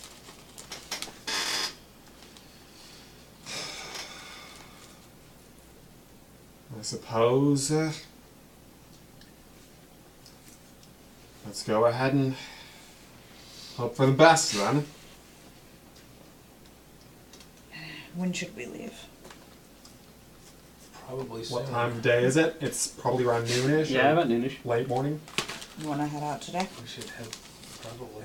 Well, considering our time limit is, which is a good war chief's patience, I say we're probably already out of time. All right.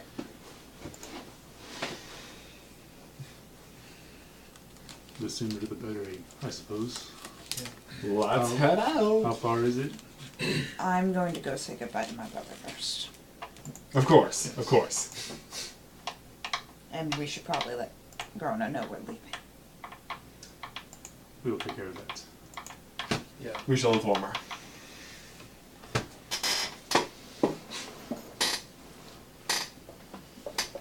Alright. Triana's gonna go find Merrick. I mean, you find him. It's relatively easy. You find him in conversation with Traga. The two of them are having a conversation about the remaining soldiers of the Legion and how best they can replenish their numbers. Still suspiciously eyeing her. Through spells. Exactly how this works. Your brother catches your gaze as you're approaching and just kind of rolls his eyes. She's doing it as, protective sister. Mm-hmm. She'll wait till he's done with his conversation. They finish our conversation. He sort of gives her a nod and turns and walks over. Yes, can I help you? I wanted to say goodbye. You're heading out already.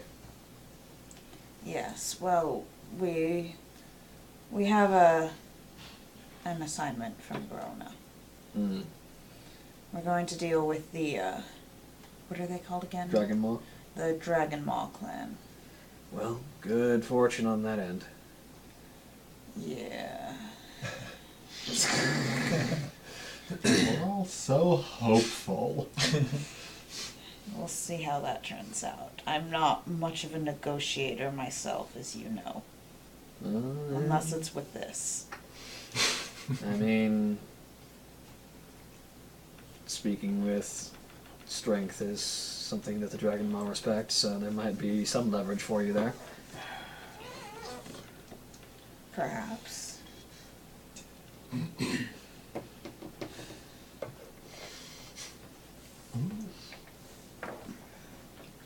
Stay safe. I can say the same thing to you, miss. I just staged a raid on a Twilight's Hammer bastion. They were holding you. That doesn't mean I think it was a good idea to go rushing in. You were being hurt. I'm glad you did it. It still wasn't smart. I don't care. And that's why you have people in your party with higher intelligence score. You were being hurt. I was, and I'm glad I'm not. It still wasn't a smart idea. She shrugs. With one shoulder. She has both shoulders. I know. You're just missing the arm.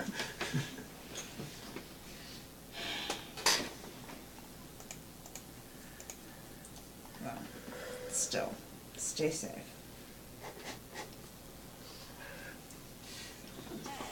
Alright. I'll do what I can. Don't get captured again. I will try. It wasn't a fun experience. I'm not exactly keen to repeat it. No. I can't imagine it was. Nonetheless, we're going to have to head out at some point and try and recruit some new soldiers. Who knows, maybe if you're successful with the Dragon Maw, we'll be able to get some of them. Yay. Alright, she'll give him a one-armed hug. He returned it with his left arm. I hope I'll see you soon. Well, if you see me soon, that might mean more trouble. So let's hope for a reasonable amount of time, shall we? Does it always have to be trouble when I see you? I don't know. Pretty much. It seems like it. Or maybe it's the other way around. Still, I hope to see you soon. We'll see each other at some point. Stay alive. Stay alive. She will still eye the orc girl as she... She's my captain. Uh-huh. That's a cute name.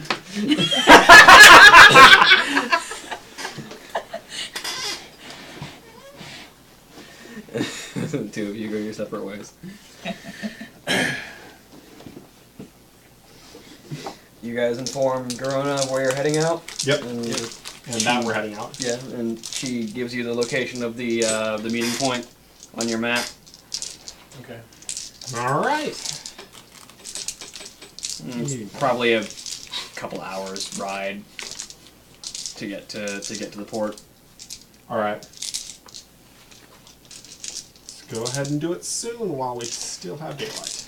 So you get there mid-afternoon, and at the point that's been marked on your map, yeah, there is a small hidden in the lee of a hill. There is a small cache of specially marked wood and stones to set up a cairn and for burning a fire.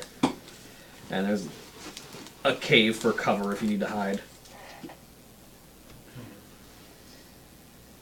Set up the fire. And so you set up and light the fire, and it as it starts to burn, it leaves this trail of this sort of very thick, sort of pale gray, almost white smoke. That sort of it wouldn't stand out from a cloud if it wasn't for the fact that it was trailing vertically into the sky. I'm going to go ahead and also take a minute to inspect the area, make sure no one else is here. Go ahead and roll me perception or survival, whichever. A much better perception. That is 21. 21. As you sort of get a look around, you can see that this area is definitely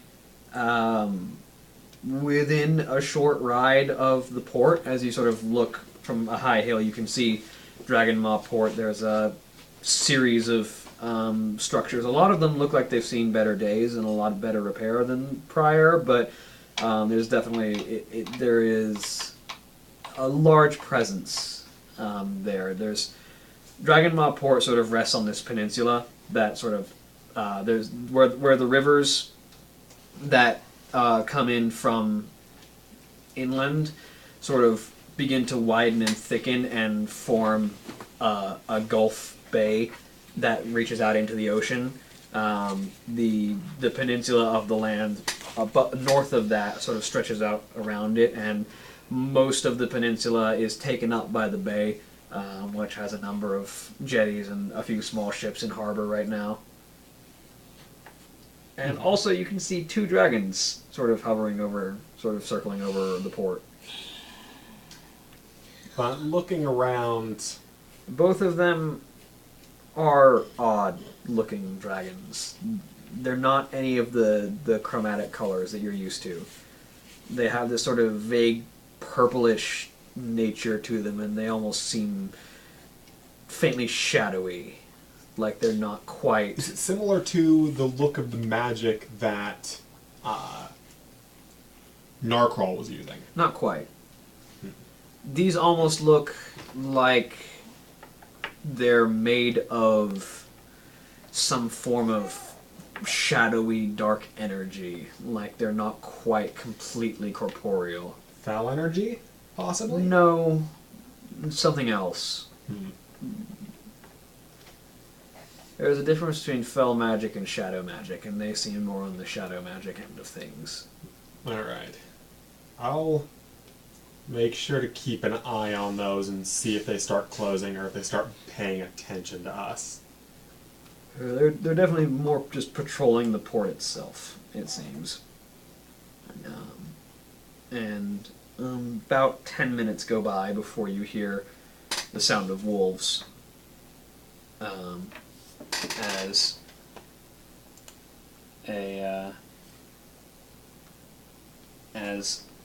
a pair of large brown dire wolves with sort of warbarding approach over the hill and slowly begin to approach the campsite. There are a pair of dragon maw orcs riding them. One is a male, sort of bald of head, and sort of long of tooth looking, so definitely an older dragon maw orc by the looks of him, wearing these sort of like faint, earthy colored brown reddish robes that sort of reach down, and he's got a sort of long circular tattoos on both of his forearms, with a leather headband across his forehead. The other one is a woman, of fierce aspect and with this sort of heavy plate armor that covers her chest and waist and legs, and but leaves most of her arms exposed, with the exception of one large, heavy metallic pauldron on her left shoulder, and there's a vicious-looking war axe on her right hip, or on her left hip technically, because it would be drawn to the right. Yeah, on her left hip. As she approaches, she's got her hair is in sort of a series of bound. They're not buns because they're not just wrapped, but they're sort of just like bound at the bottom and left to flare out. That is forming like a trail of tails, basically, that form a mohawk on across her head. Sort of, there's one bound tail right here, one bound tail right here, one bound tail right here, that are just sort of spiked and left, sort of wild like that. And she's got a series of earrings on her ears and one nose ring. As she approaches the group, she looks over at the other one and nods and approaches the campfire. So, you're the delegation from the Horde sent to meet me? Indeed, I am Leaf Ironmender. This is Shiana Flamecarver. This is Jefferson Starship, and this is Brick Earth Whisperer. I take it you are And Janka. Warlord Zayla. That's me. And this is Gregor, the medicine man of the tribe.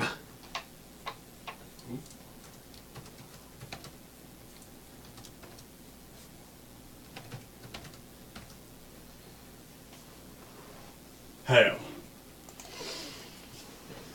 So, you're here to talk.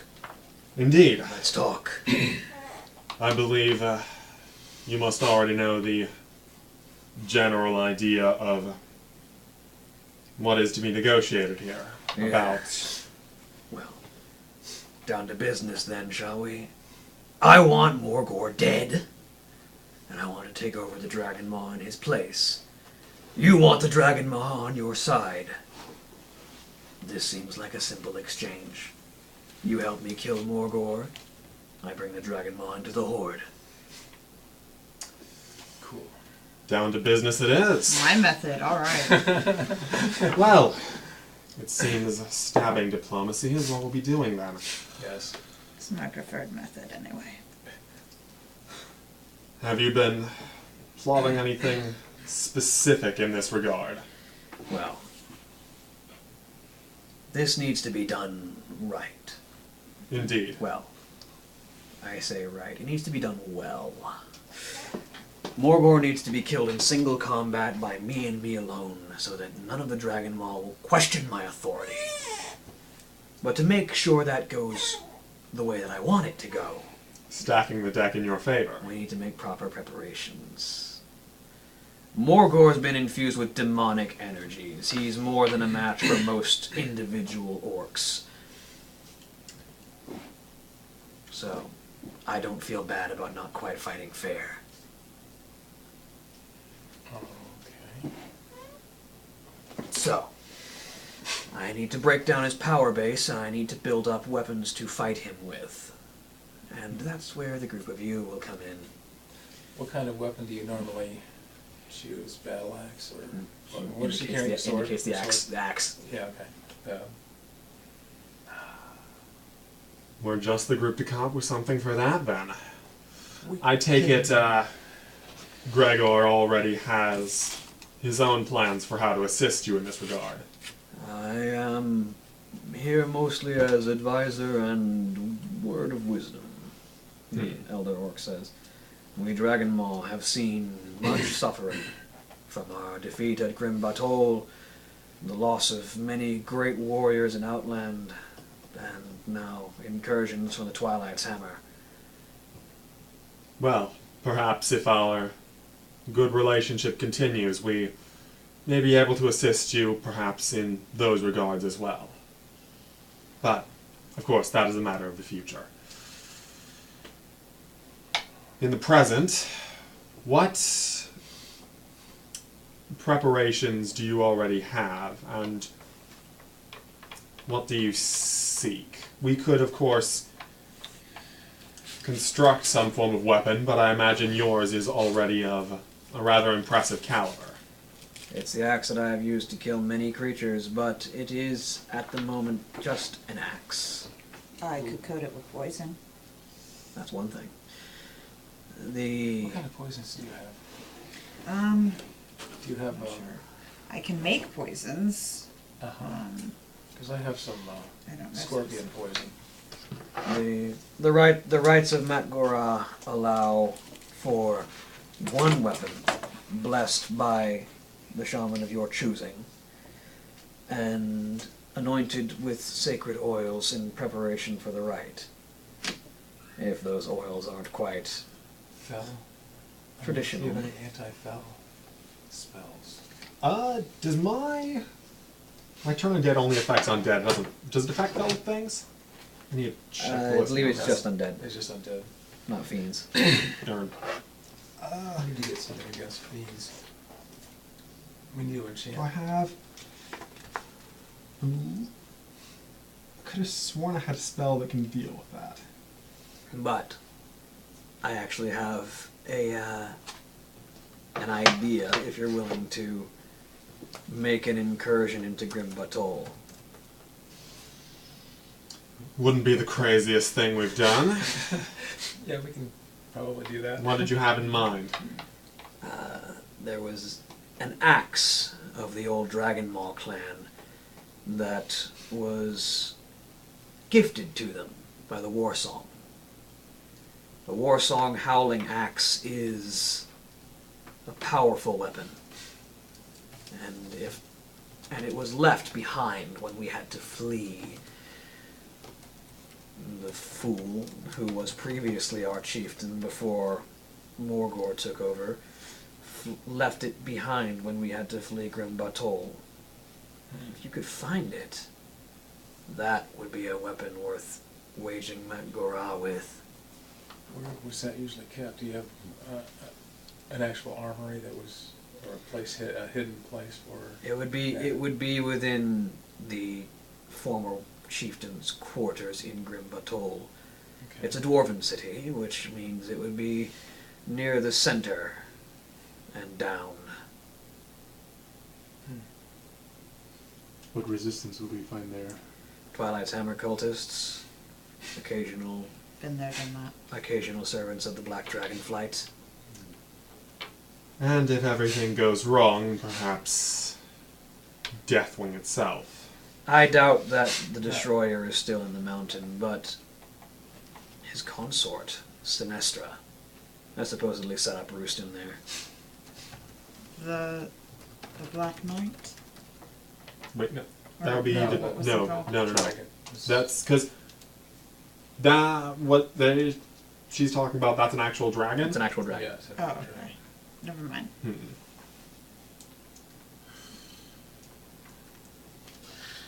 Either way, dragons. Yes. Well, Would that, I would recommend stealth. yeah. our group is Some of us specifically picked for that, of course.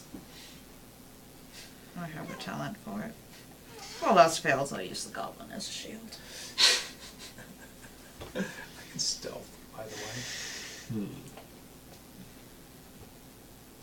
Obviously, Grim Batol is a large place, and some small fights might not go noticed for some time. As long as you can avoid the notice of the dragons, you should be relatively fine. Right. Of course. And if we retrieve this axe, you are sure that you would be able to best Morgor? I will make my own preparations to ensure that I take his head and parade it around the port. Sounds like a party. Well, then that works for us.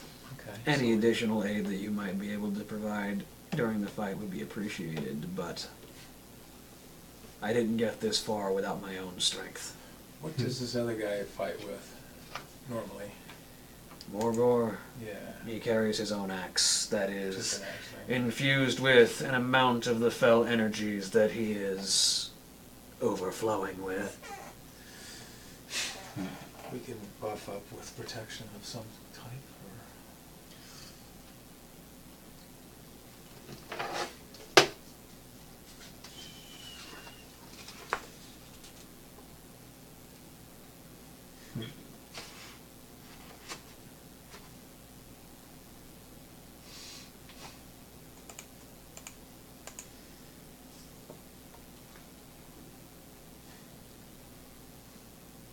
or Right.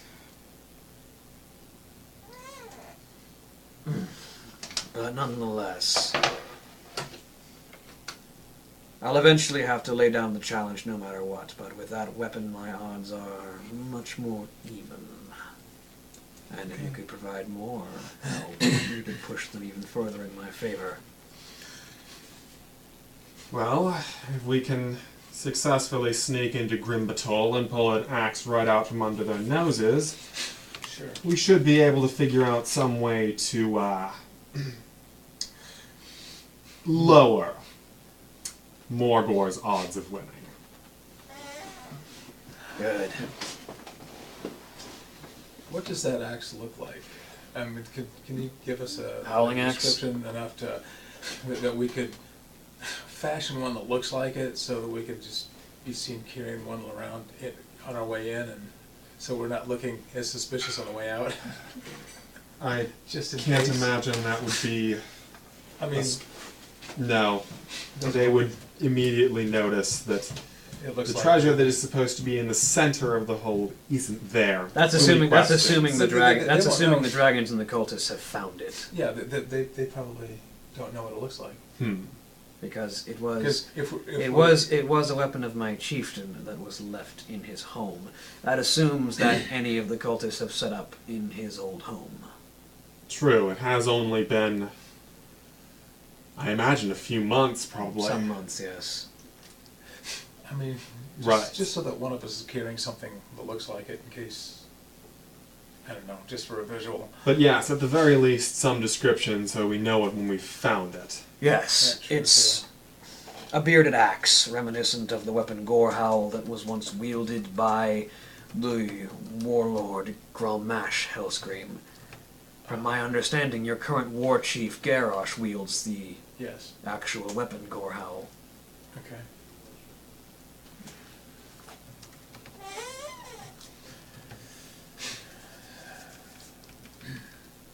It is similar in structure to Gorehowl, as it was based off of that weapon. Okay. It's a powerful tool that was given to great warriors who were appreciated by the war song. As a gift to the Dragon Maw, it was a sign of respect. I think not only would having it even my odds, but it would also be, I feel, a sign that would help ensure the Dragon Maw were seen favorably by your war chief. But of course. And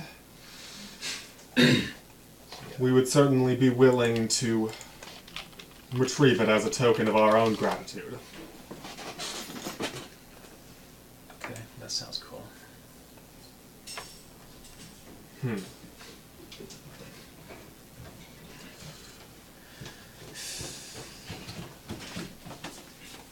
Sorry. So now we gotta Right. What's going on? just We're gonna retrieving walk the axe. in. We got a description of the axe for whatever we may need it for.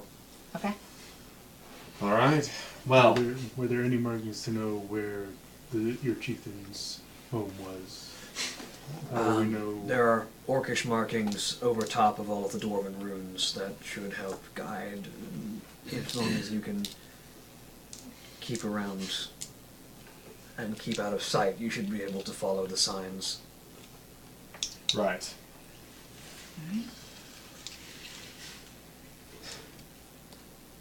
Take it there were no maps of the area.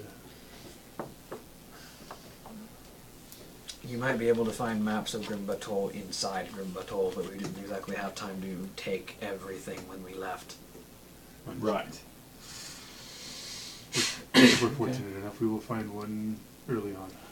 Well, if there is nothing else pressing to know about it, then I suppose it is best we make our way there as soon as possible. It would also Yes. probably be best for... It would also probably be best that you not be seen away from your station too long Yes. negotiate. So, Yeah. we'll be heading back now. Good fortune to you. Okay. Indeed. We will contact you by these same methods once we are able to secure the weapon. Alright. And I look forward to your return. Sounds fun.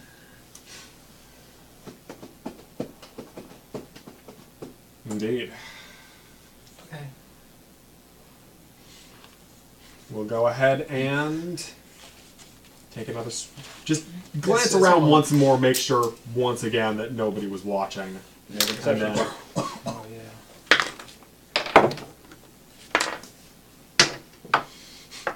14. I don't know. 18. 17. 24. So you all get a look around. You feel confident that there aren't anyone watching that isn't part of this group. As far as you can tell, you seem to have thus far avoided prying eyes. Okay. Alright then. So are we heading? Fun Off. times. We still have a few hours of daylight, right? So get at least a start. Because which direction is Grimbatol? West. Okay. And the camp was... Blood Gulch? Yeah, Southwest. close. Sorry. Oh, Sorry, okay. also west, but Yeah. basically, We're making a triangle. looking at your map that you've been given, you remember those ruined gates? Mm-hmm. Oh, yeah. Heading when you hit that branch and it had either gone south and curved back around west, or you could have gone east. How you got to Blood Gulch? That curve south that goes back around west through those ruined gates probably leads up to Grim Batol. Okay. Cool. So we can go ahead and head back towards... We'll head back towards Blood Gulch. Tell Corona Half-Orcan about our, frankly, ludicrous plan. And then enact said ludicrous plan. Yep. Sounds good. We can stealth in. If anyone sees us, use Josh as a shield. You can put on a dress and seduce some dragons. Well, I have 2 invisibility. Well, spells actually, for the being day. Deathwing's consort, I should stop entertaining your suggestions. What? Even to criticize them, I should just stop entertaining them at all. But it's so much fun when you do. What, you want to take on the dragon? She wants you to take on the dragon. No, thanks. And not in that way. No.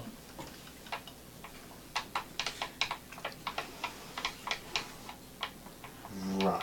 I mean, dragons can shapeshift. No, thanks. That's a hard pass from me. Yes, I get it. Yes. Very funny. So, Don't understand my sense of humor. you return to Blood Gulch, and aside from the standard fare, there's also 2 newcomers whom you recognize that are present. There is a tall, faintly red-haired orc woman in these sort of earth and red-colored furs. Oh, hey, blimp people. that and a brown-skinned Maghar with these sort of very long braids and this thick beard and the rifle on his back. Did they say something about... One of them said... Did one of them say anything about Grim Patrol? I forget. No. No, you do know that the woman, the ash orc, as far as you got her name was headed to Blackrock Mountain, which is further south. Right. Something must have detoured them here. Mm-hmm. Alrighty then.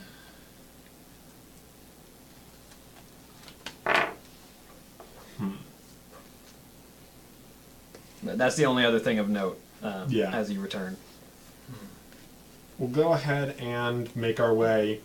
I'm assuming her brother's gone. They're still making preparations to leave, but they'll probably be leaving shortly. Okay. Cool. Go ahead and rendezvous back and tell them about our crazy plan. Alright. And possibly get any advice on our crazy plan, maybe?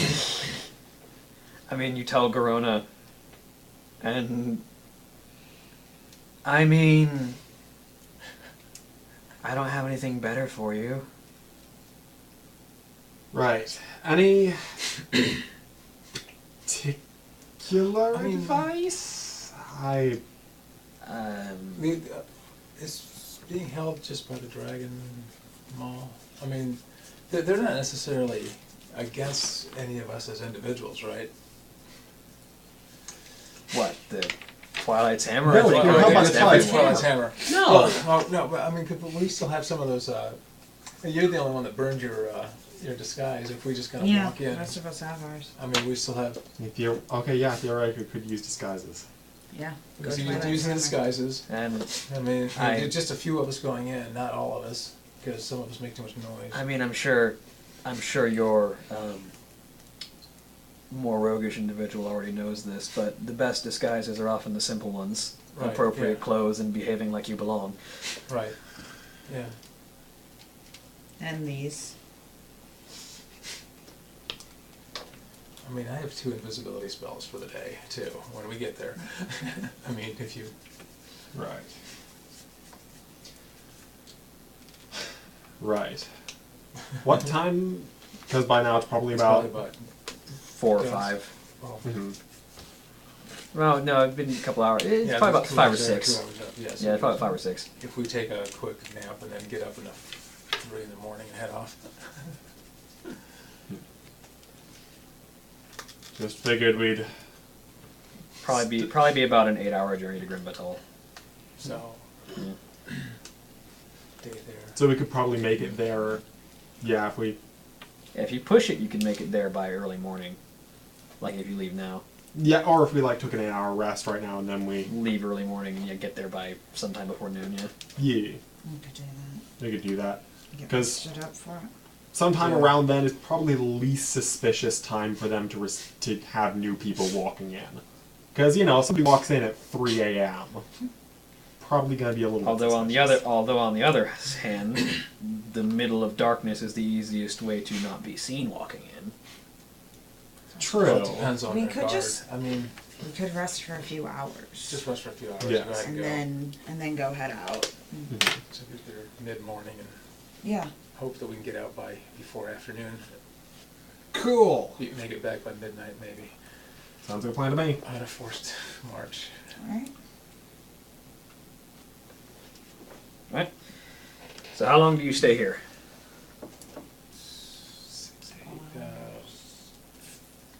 well, it's 6. We don't need a long rest, do we? I mean, Mm. yeah, to keep from getting fatigued, yeah, we also take a long It's rest. late. Because we've been out, Well, we still want to leave. we still want to in leave as early as darkness, possible, so- like Yeah. I mean, 3-ish. we could rest for like 4 or 5 hours and then Yeah. head out instead of doing a full 8-hour rest. Yeah. Sounds Okay, good to me. That's fine. So you leave probably about 10 or 11 at night. Yeah. Probably closer to I should midnight. probably leave my wagon here and not having all that noise of those beasts. And actually, we just so happen to have a blacksmith in NPC coma who could possibly help us with creating an axe that would be similar to the one that we're going to mysteriously, A Warsong Howling Axe takes a lot of artisanry. Yeah.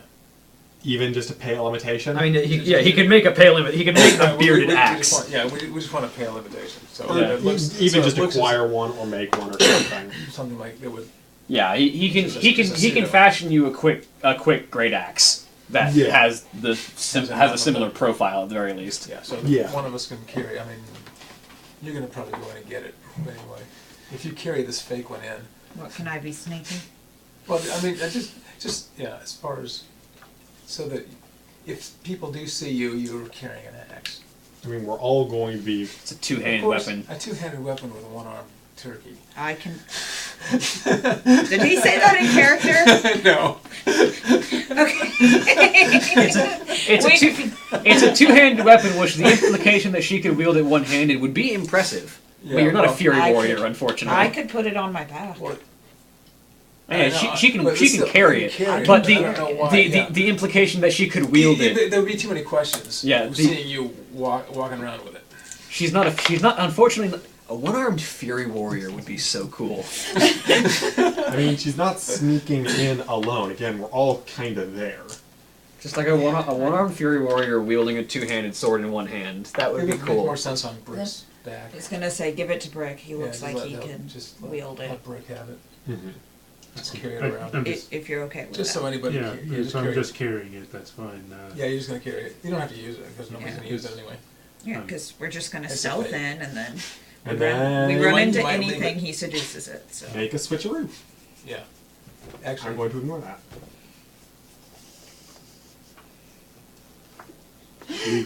Leaf won't remember that. No, I'll remember it. I'll just ignore it. Leaf will remember that, but not say anything. Yeah. There. Yeah, no. I'm. All right then. Sounds like a plan. If our campaigns were Telltale games. I mean.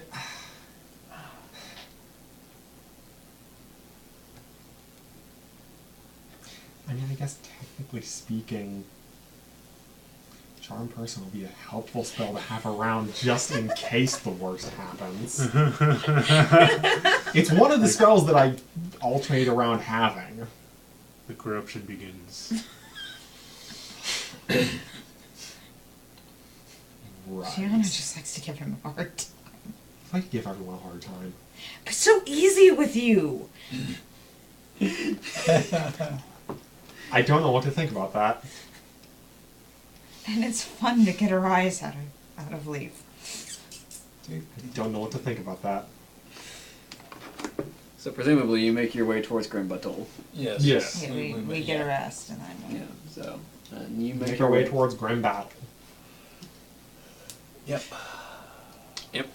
And like I say, it's about 8 hours as you ride across the river and head further west, circling around and heading up that slope that turned south that you had branched off from. As you rise through the hills towards Grimbuttle, you pass through two of these heavily ruined but once grand dwarven gates that sort of line the valley that leads up toward the fortress, eventually leading you up until the gates come into view. As you approach, you begin to see the great stone turrets that reach out from the side of the mountain begin to pop up. These sort of massive outcrops of worked stone that reach out from the natural stone that have like large windows with sort of flames and the flickering of torches lighting out from the inside. And there's a number of these grand towers that reach out from the mountainside, and then eventually, as you climb further, you see the massive stone gates that lead into the mountain that forms the entrance to this fortress. These sort of 5-6 story tall worked stone facade with this gigantic metallic door that has just sort of been pushed open on one side with the anvil that forms the dwarven iconography of the Dunmoreau, the dwarves of Dunmoreau, that has been sort of defaced and marked aside, and in its place has been marked up the symbol of the Dragon Maw clan, which is the front profile of a beast skull that's faintly long and reptilian in shape, encircled with this ring that has several notch marks on the side, all marked in crimson, and that has been plastered on both of these doors, one of which is still left open, and it is early in the morning when you arrive. How do you intend to approach? I'm stealthing all the way. Like, upon approaching. Okay. I mean, are we stealthing or are we going with disguises? You guys can do disguises, I'm stealthing. Yeah, you just let her be let's just kind of walk in and let her kind of follow or lead or do whatever she does, and just kind of ignore that she's around. And we'll be there in case anything happens. Sure. I will be in the shadows. Do you want invisibility? Just, I'll be fine. yeah, okay. I guess that's a better way to get out, as a matter of fact. I gotta save that. Right, I will remove my armor and put on the disguise. Ooh. Well, put on the disguise over your armor, probably. No, he can remove the armor and just put on the disguise. I have a thing where I can just have I can't use my disguise Just because I don't have my phase my steam armor suit, in. because I had a thing over my steam suit Set on the before, armor. so I don't really have a disguise for my size. So I'm just gonna be hanging with, Yeah. oh my goodness, so you're the This- only two. this because my dex isn't that great, so it'll help remove the penalty for stealthing. Yep. And then if Wow. they do need to put it on, I just Yeah. take a bonus action and put it on. Yep. Because he can just summon his armor if he's a rogue. Oh, okay. Yeah. So for stealthing, I can stealth while we're stealthing, and if we fall into battle, then You can stealth while we're stealthing? yes, Yes, you can. stealth while we're stealthing. Do you have you don't Your have any dog heard you like right? You're just stealth. So we put a snake in your box.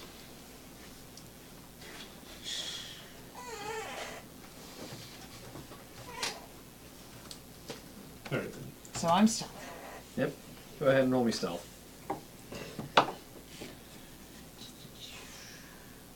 The rest of you, go ahead and roll me deception.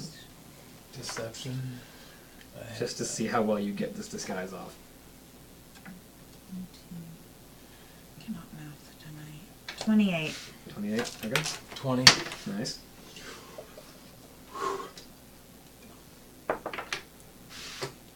Ooh, nice. 19. I got a 5. Should have left him behind. He's the one carrying the axe. If they ask questions, make an intimidate check. So, the group of you begin to make your way into the interior of Grimbator. And as you make your way inside, you are greeted with... This is the first time any of you have ever been inside a dwarven fortress. Especially one of this size. And you are immediately greeted with the sheer scale of dwarven architecture. As you expect something built into a mountain to be relatively cramped spaces, just sort of tunnels and like small cave carved out of stuff. But no, you immediately upon entering the gate, you are greeted with grand arched ceilings that reach several stories above. These massive hallways carved out of stone, grand walkways that could fit 20, 30 abreast. And these sort of heavy marble stone floors that have been cracked and damaged from years of inattention, but still retain a certain amount of that grandeur that was originally built into this place by the original Dwarven inhabitants.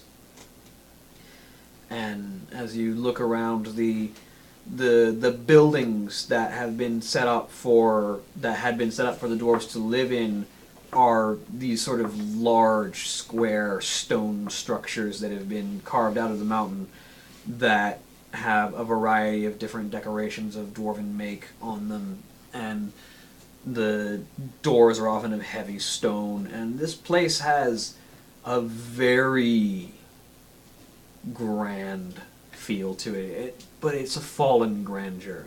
A lot of the stone is loose. There's a lot of rubble that's been scattered around. There's fallen rock. Several of these buildings have been caved in. Several walkways have crumbled as you walk through.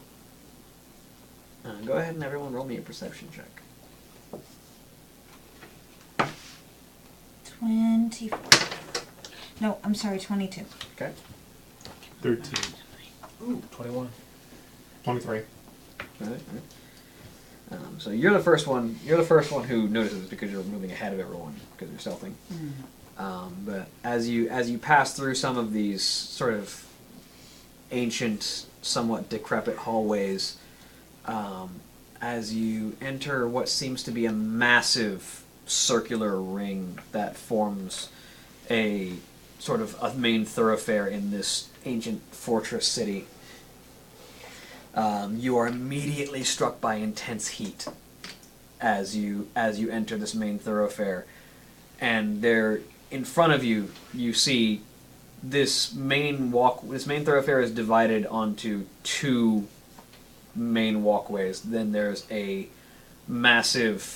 a 50-60 foot gap between them where there's a drop, and as you approach, the heat is coming from that crevasse between the two main walkways. And as you approach and sort of look down into the crevasse, you see there's probably a good 60-70 foot drop, and then there's just an active lava flow beneath the crevasse. Central heating. Anyone care for a swim? I don't have enough protection spells for that. I don't think Shield of Faith is going to help me in a lava bath. You can see there was a bridge that crossed over from one side to the other that has crumbled, but as you look around you can see that the walkway continues on for a while, and then the lava flow either just terminates or is just not revealed, and there's actually a solid path where the walkway sort of reaches around and you can go back to the other side. Which looks like you'll need to, because as you look to the right, where the walkway would continue deeper into the city, there's a section of it that is just sort of crumbled away and fallen into the lava flow, and there's no, like, you could try and climb across, but it's just like the walkway that has been formed is just fallen in. Okay, we go around. Yeah. Josh, go ahead and start swimming. We'll meet you on the other side. Let's see if I can jump it with my boots. I bet you can. Go ahead. And I walk around. Yeah. Walk around. So you make your way around, and you're seeing occasional signs of Twilight's Hammer activity. It's definitely sparse. This is a massive city, and you have not gotten very far into it. But as you look around, you see the occasional burnt-out campfires of people who had been here who had been here a while ago. but there's also signs that someone else is here. Okay. A big thing. Something, not necessarily a big Oh. thing, but someone else. Because as you look around, a lot of these camps that have been abandoned have been sort of gone through. Like someone came by after people had left behind and searched through for something. And the there is an sort of a sensation that someone has been here a lot more recently than the camp itself. And there's this sensation that there's a presence here that is not... It's definitely not the Twilight's Hammer. There's someone else here. Like in the room with us? At least in this large thoroughfare. Okay. Yeah. Just keep going. I mean, like, detect magic?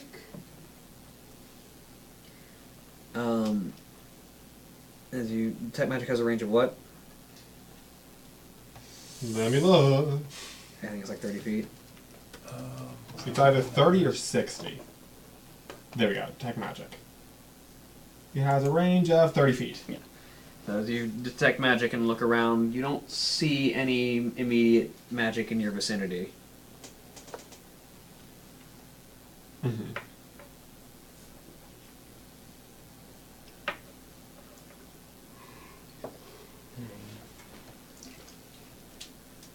Just keep moving ahead cautiously. Yeah. Gianna wants to take a minute and kind of just stealth around, searching the room, Search stuff. the area. Roll me investigation. We should just keep moving and see how that goes. 13. As you look around, you find...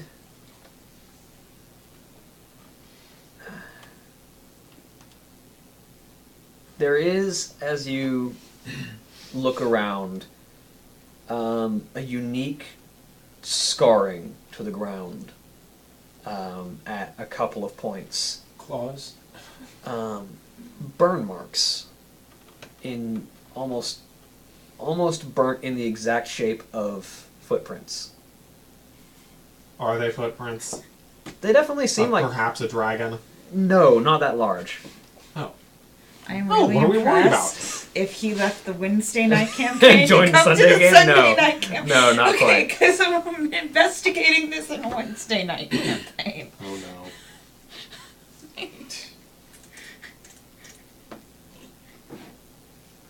Suddenly see a guy wrapped in bandages. No. Okay. These are definitely sort of scorched footprints. Is this something, do I know, is this something that like maybe a dragon in human form would leave behind? I mean, possibly something of particularly fiery element or something potent heat, maybe. Okay. A lava Get ready, elemental. Leaf. Might be your moment to shine. And now it's going to be like a lava Priest of the elemental. light. It's always my moment to shine.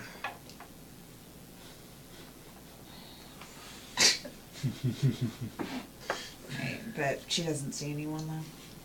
The footprints lead further in. Oh, I'm sorry. Follow the footprints. Let's follow. Sorry. Yeah. As you begin to follow, they sort of lead further across and through the through these pathways, and eventually, as you're walking along, go ahead and roll me a perception check. Anybody who's near her, if anyone's following her. Sure. I'm not necessarily I'm gonna following turn her, around. I'm It's just, gonna be right there. I don't see anything. I 11, mean, what'd you roll? 10. That might be good. 12. You want to roll as well? You can. What, perception? Yeah. Okay. 22. 22. Thankfully, you can see.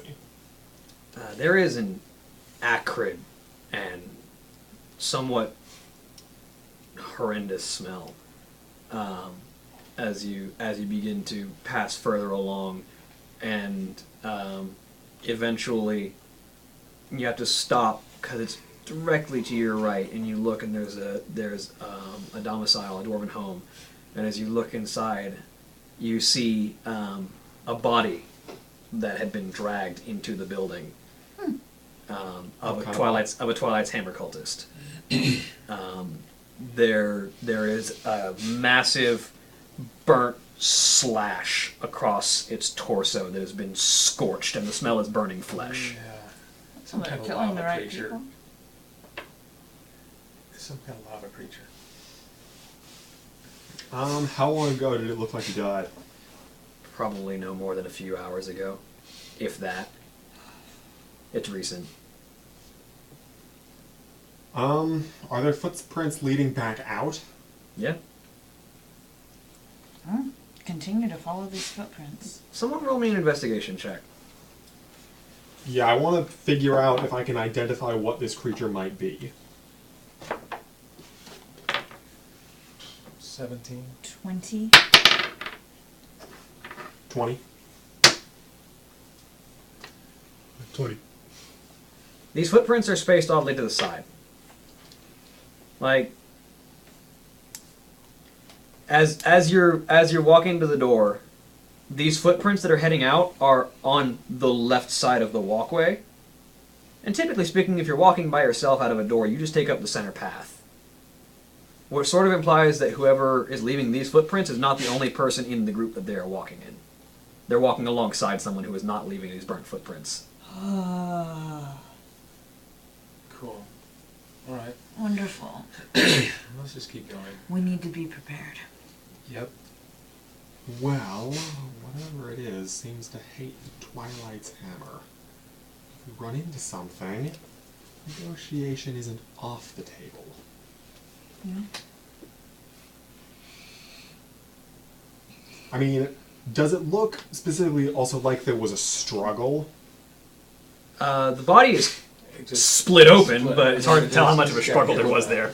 that. Yeah, like, It was an attack of some kind. I Sliced imagine across this isn't the front. kind of thing where it's like, oh, hey, random... There's only one clean slice, which implies that it only took the one blow to kill the person, which might be a surprise attack, or maybe they just didn't get a chance to get in the offense in and died immediately. Yeah.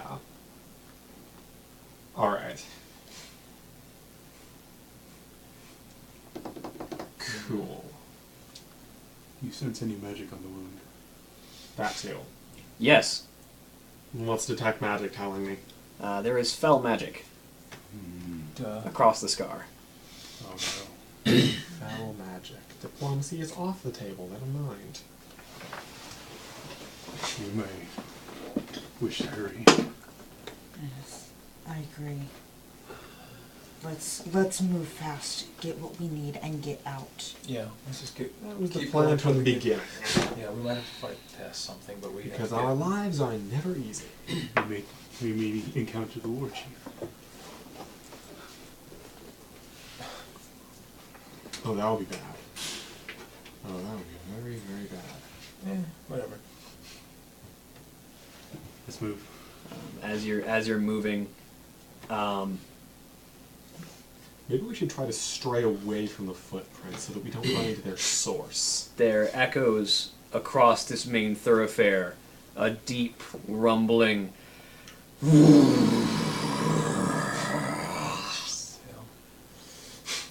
Let's just go toward the middle of town and find what we're looking for.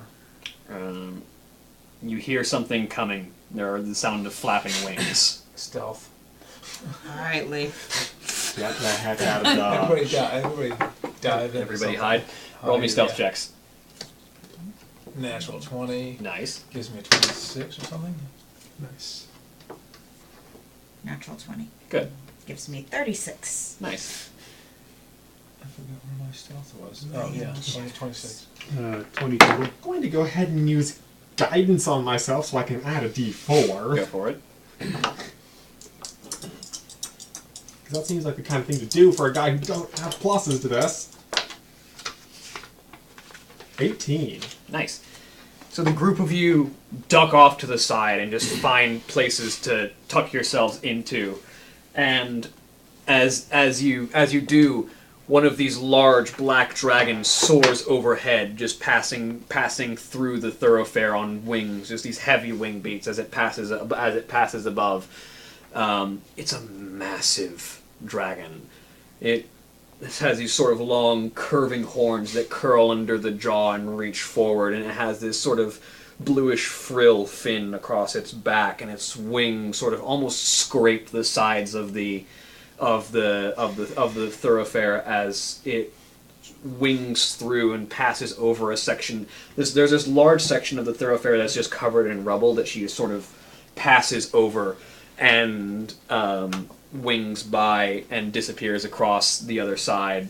Does this look like a dragon vaguely of the same caliber of Deathwing? It's roughly this, not as anywhere near as big, but definitely of an ancient and powerful variety. Yeah. And as it passes by, what's your passive perception? Mine? Yeah. That's just wisdom, isn't it? Plus your perception if you are proficient in it. It's 10 plus your perception bonus, basically. Okay, in that case it's 17. 17? As you are beginning to emerge from cover as the dragon has passed by, you spy two other figures also emerging from cover. They're further ahead of you, but you see two individuals, roughly humanoid in shape. One of whom is carrying two large objects, one in each hand, and the other is carrying a single one. Begin to move further into... They had also taken cover when the dragon had passed by, and now that it has, they begin to move further in. I sort of duck back a little bit back into cover, indicate to you, and then I point over to them. Shauna's gonna try to follow them. Okay, roll me stealth.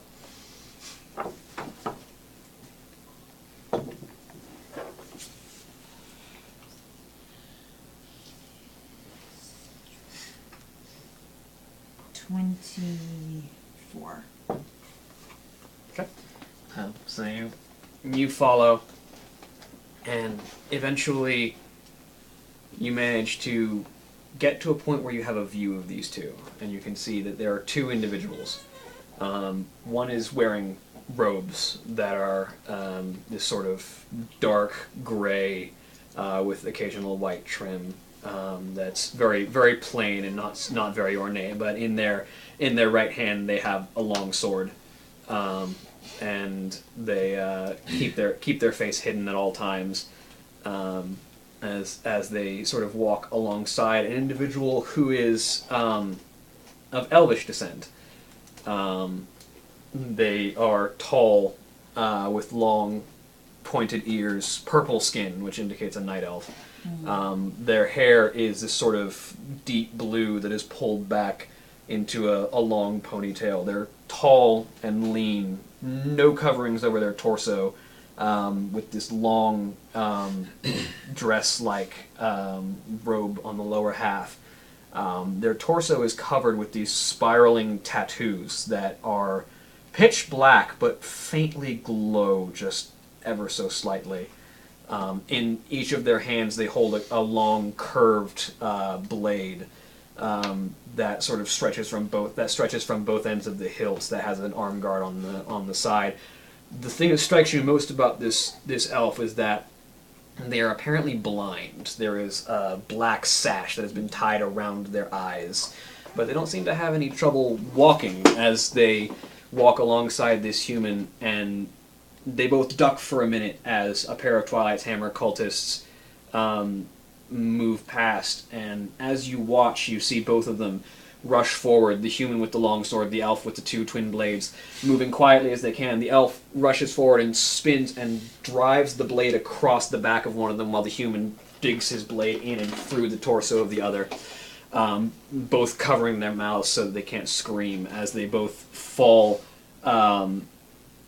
they drag the bodies off to the side and deposit them, and you just barely manage to catch the faintest snatch of conversation between the two of them as you watch. The hooded figure you manage to hear.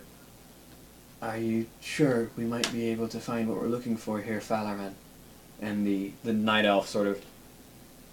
Anything is a possibility. Maybe. I think at least we might find some clues. And they both head further in. Just go back to the group. We'll just keep following them. It might be looking for the same thing for some reason. I'm guessing you fill us in on what you saw. Yeah. It's a human and an elf. Night elf. Called the night elf Falaran. Well, I think he's blind. That's more worrying to me than anything. And they're looking for something. Don't know what. They'll cut a swath for us to follow at the very least. I'm trying to. I can go ahead a little bit and follow them. Stick close. Be careful. Okay. And I'll leave. As the group of you pass, do you want to inspect the corpses again? Yeah, is it the same kind of wound that was caused in the other one? Yeah, one of them has just been run through with a sword. But the other one has this long slashing gash that similarly has that sort of fell magic traced across it. So that's... I want to ask you, which one was caused by which person? elf. The elf had two. What are they called? Curved blades. They're Curved twin blades. blades. It looked like there's a grip and there's two sword blades that curve off of both sides. They're curved twin blades as far as you can tell. Also had tattoos that glowed. Was that the wound that was fell That infused? definitely seems like the fell infused wound.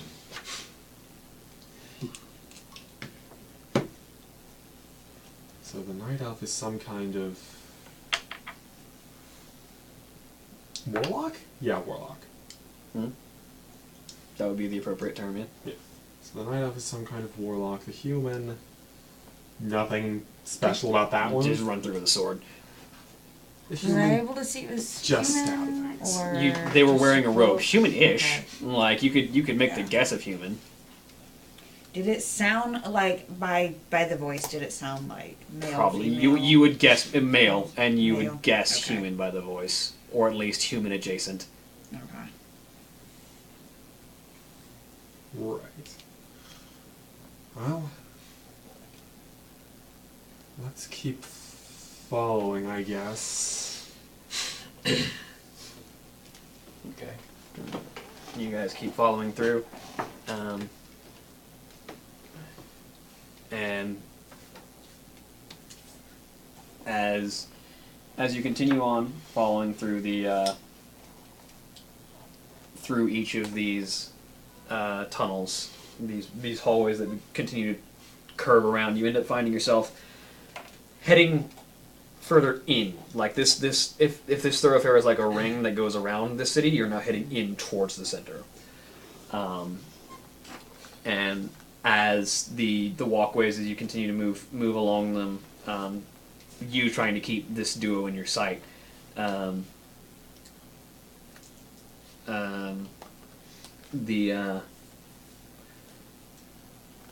The elf and the human, as far as you can tell, occasionally they seem to be trying to do their best to avoid. But whenever there is someone in their path, they eliminate them as quickly as possible and try and hide the bodies off to the side. And as you make your way through, they eventually reach a point where just roll me a perception check, you, because you're in the lead.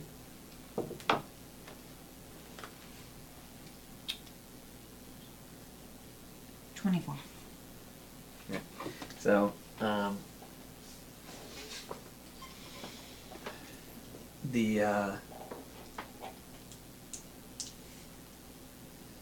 the elf of the two kind of stops the other person and points off to the side and mutters something that you can't hear. And the two of them kind of duck into a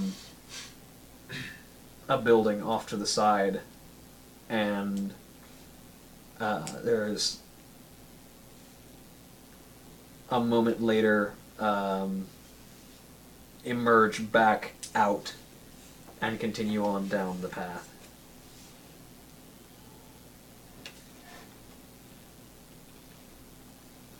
So back here, we're still seeing those footprints of that one guy. Yeah.